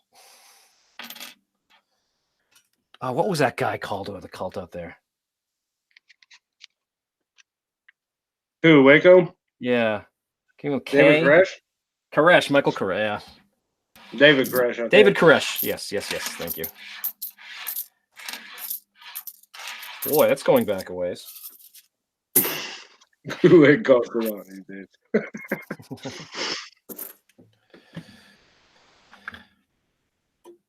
Yeah, I watched that little mini series with my wife on Waco. That was just how someone can be that abnormally charismatic to have all those followers and have them believe that and have them believe that about him. I mean, I guess you have to believe that about yourself. Yeah. And then just find people who are looking for something, and it's psychologically it's fascinating, but it's just so sad, especially the children died in there. I guess, yuck, just terrible. But I suppose it happens, other places too.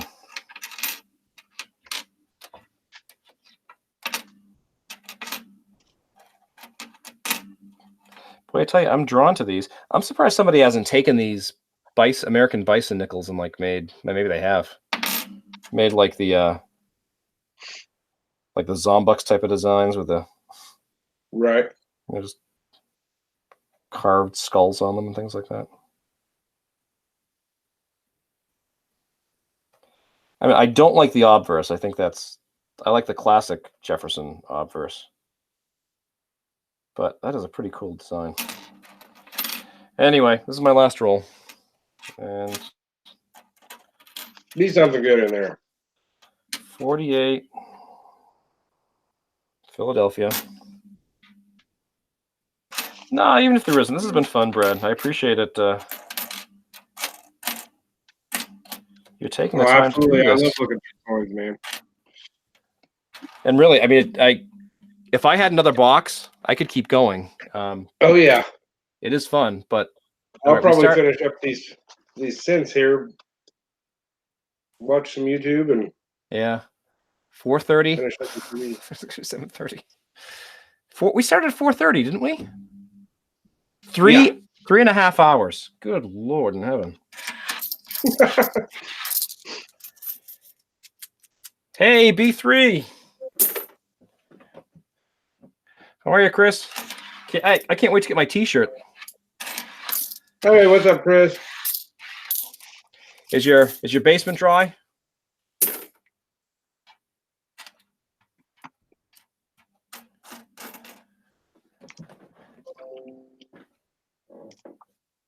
All right. So, I mean, as far as the haul, those are all nickels that are pre-1960 or earlier, except for this one. That's a 61, but it's a Canadian. One of them is a war nickel. And then we have 2, 4. I ended up with 7 wheats, most of which are the 40s, but one was a 26, I think.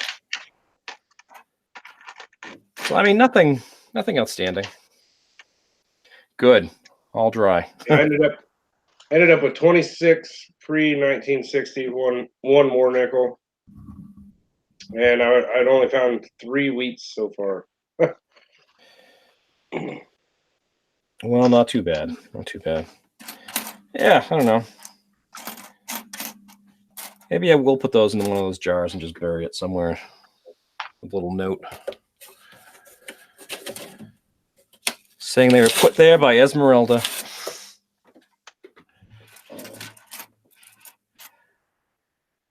All right. Well, hey, guys, thanks for... Let's see, my friend, I won a coin of the one that has the beaver. Oh, I won from Darlene. Foyus Acadienne. That's neat. That's cool. Well, I think we're going to sign off, are we? Yes, sir. All right. Well, Brad, thank you, and thanks for everybody for stopping by. And yeah, I had a lot of fun, man. I would definitely be up for doing this in. Let me see. How about let's even look at calendar. Something like June 28th or June. No, that's a Friday. June 22nd, June 29th, or. I'm gonna have to check. I'll get back with you. Yeah, but sometime around there. Yeah. I know the end of June I'm gonna be out of town a couple weeks in a row, but I can't. I think it's I think it'd be the 22nd and the 29th. Okay. But well, whenever sometime end of June, beginning of July, we can do this again. And anybody else who wants to hop on, definitely do it. It's fun. All right. Well, I will end the stream here. Thanks, everybody. Have a great night, and hopefully you all have tomorrow off for Memorial Day, and we'll see you online. So take care, everyone. We'll see you later.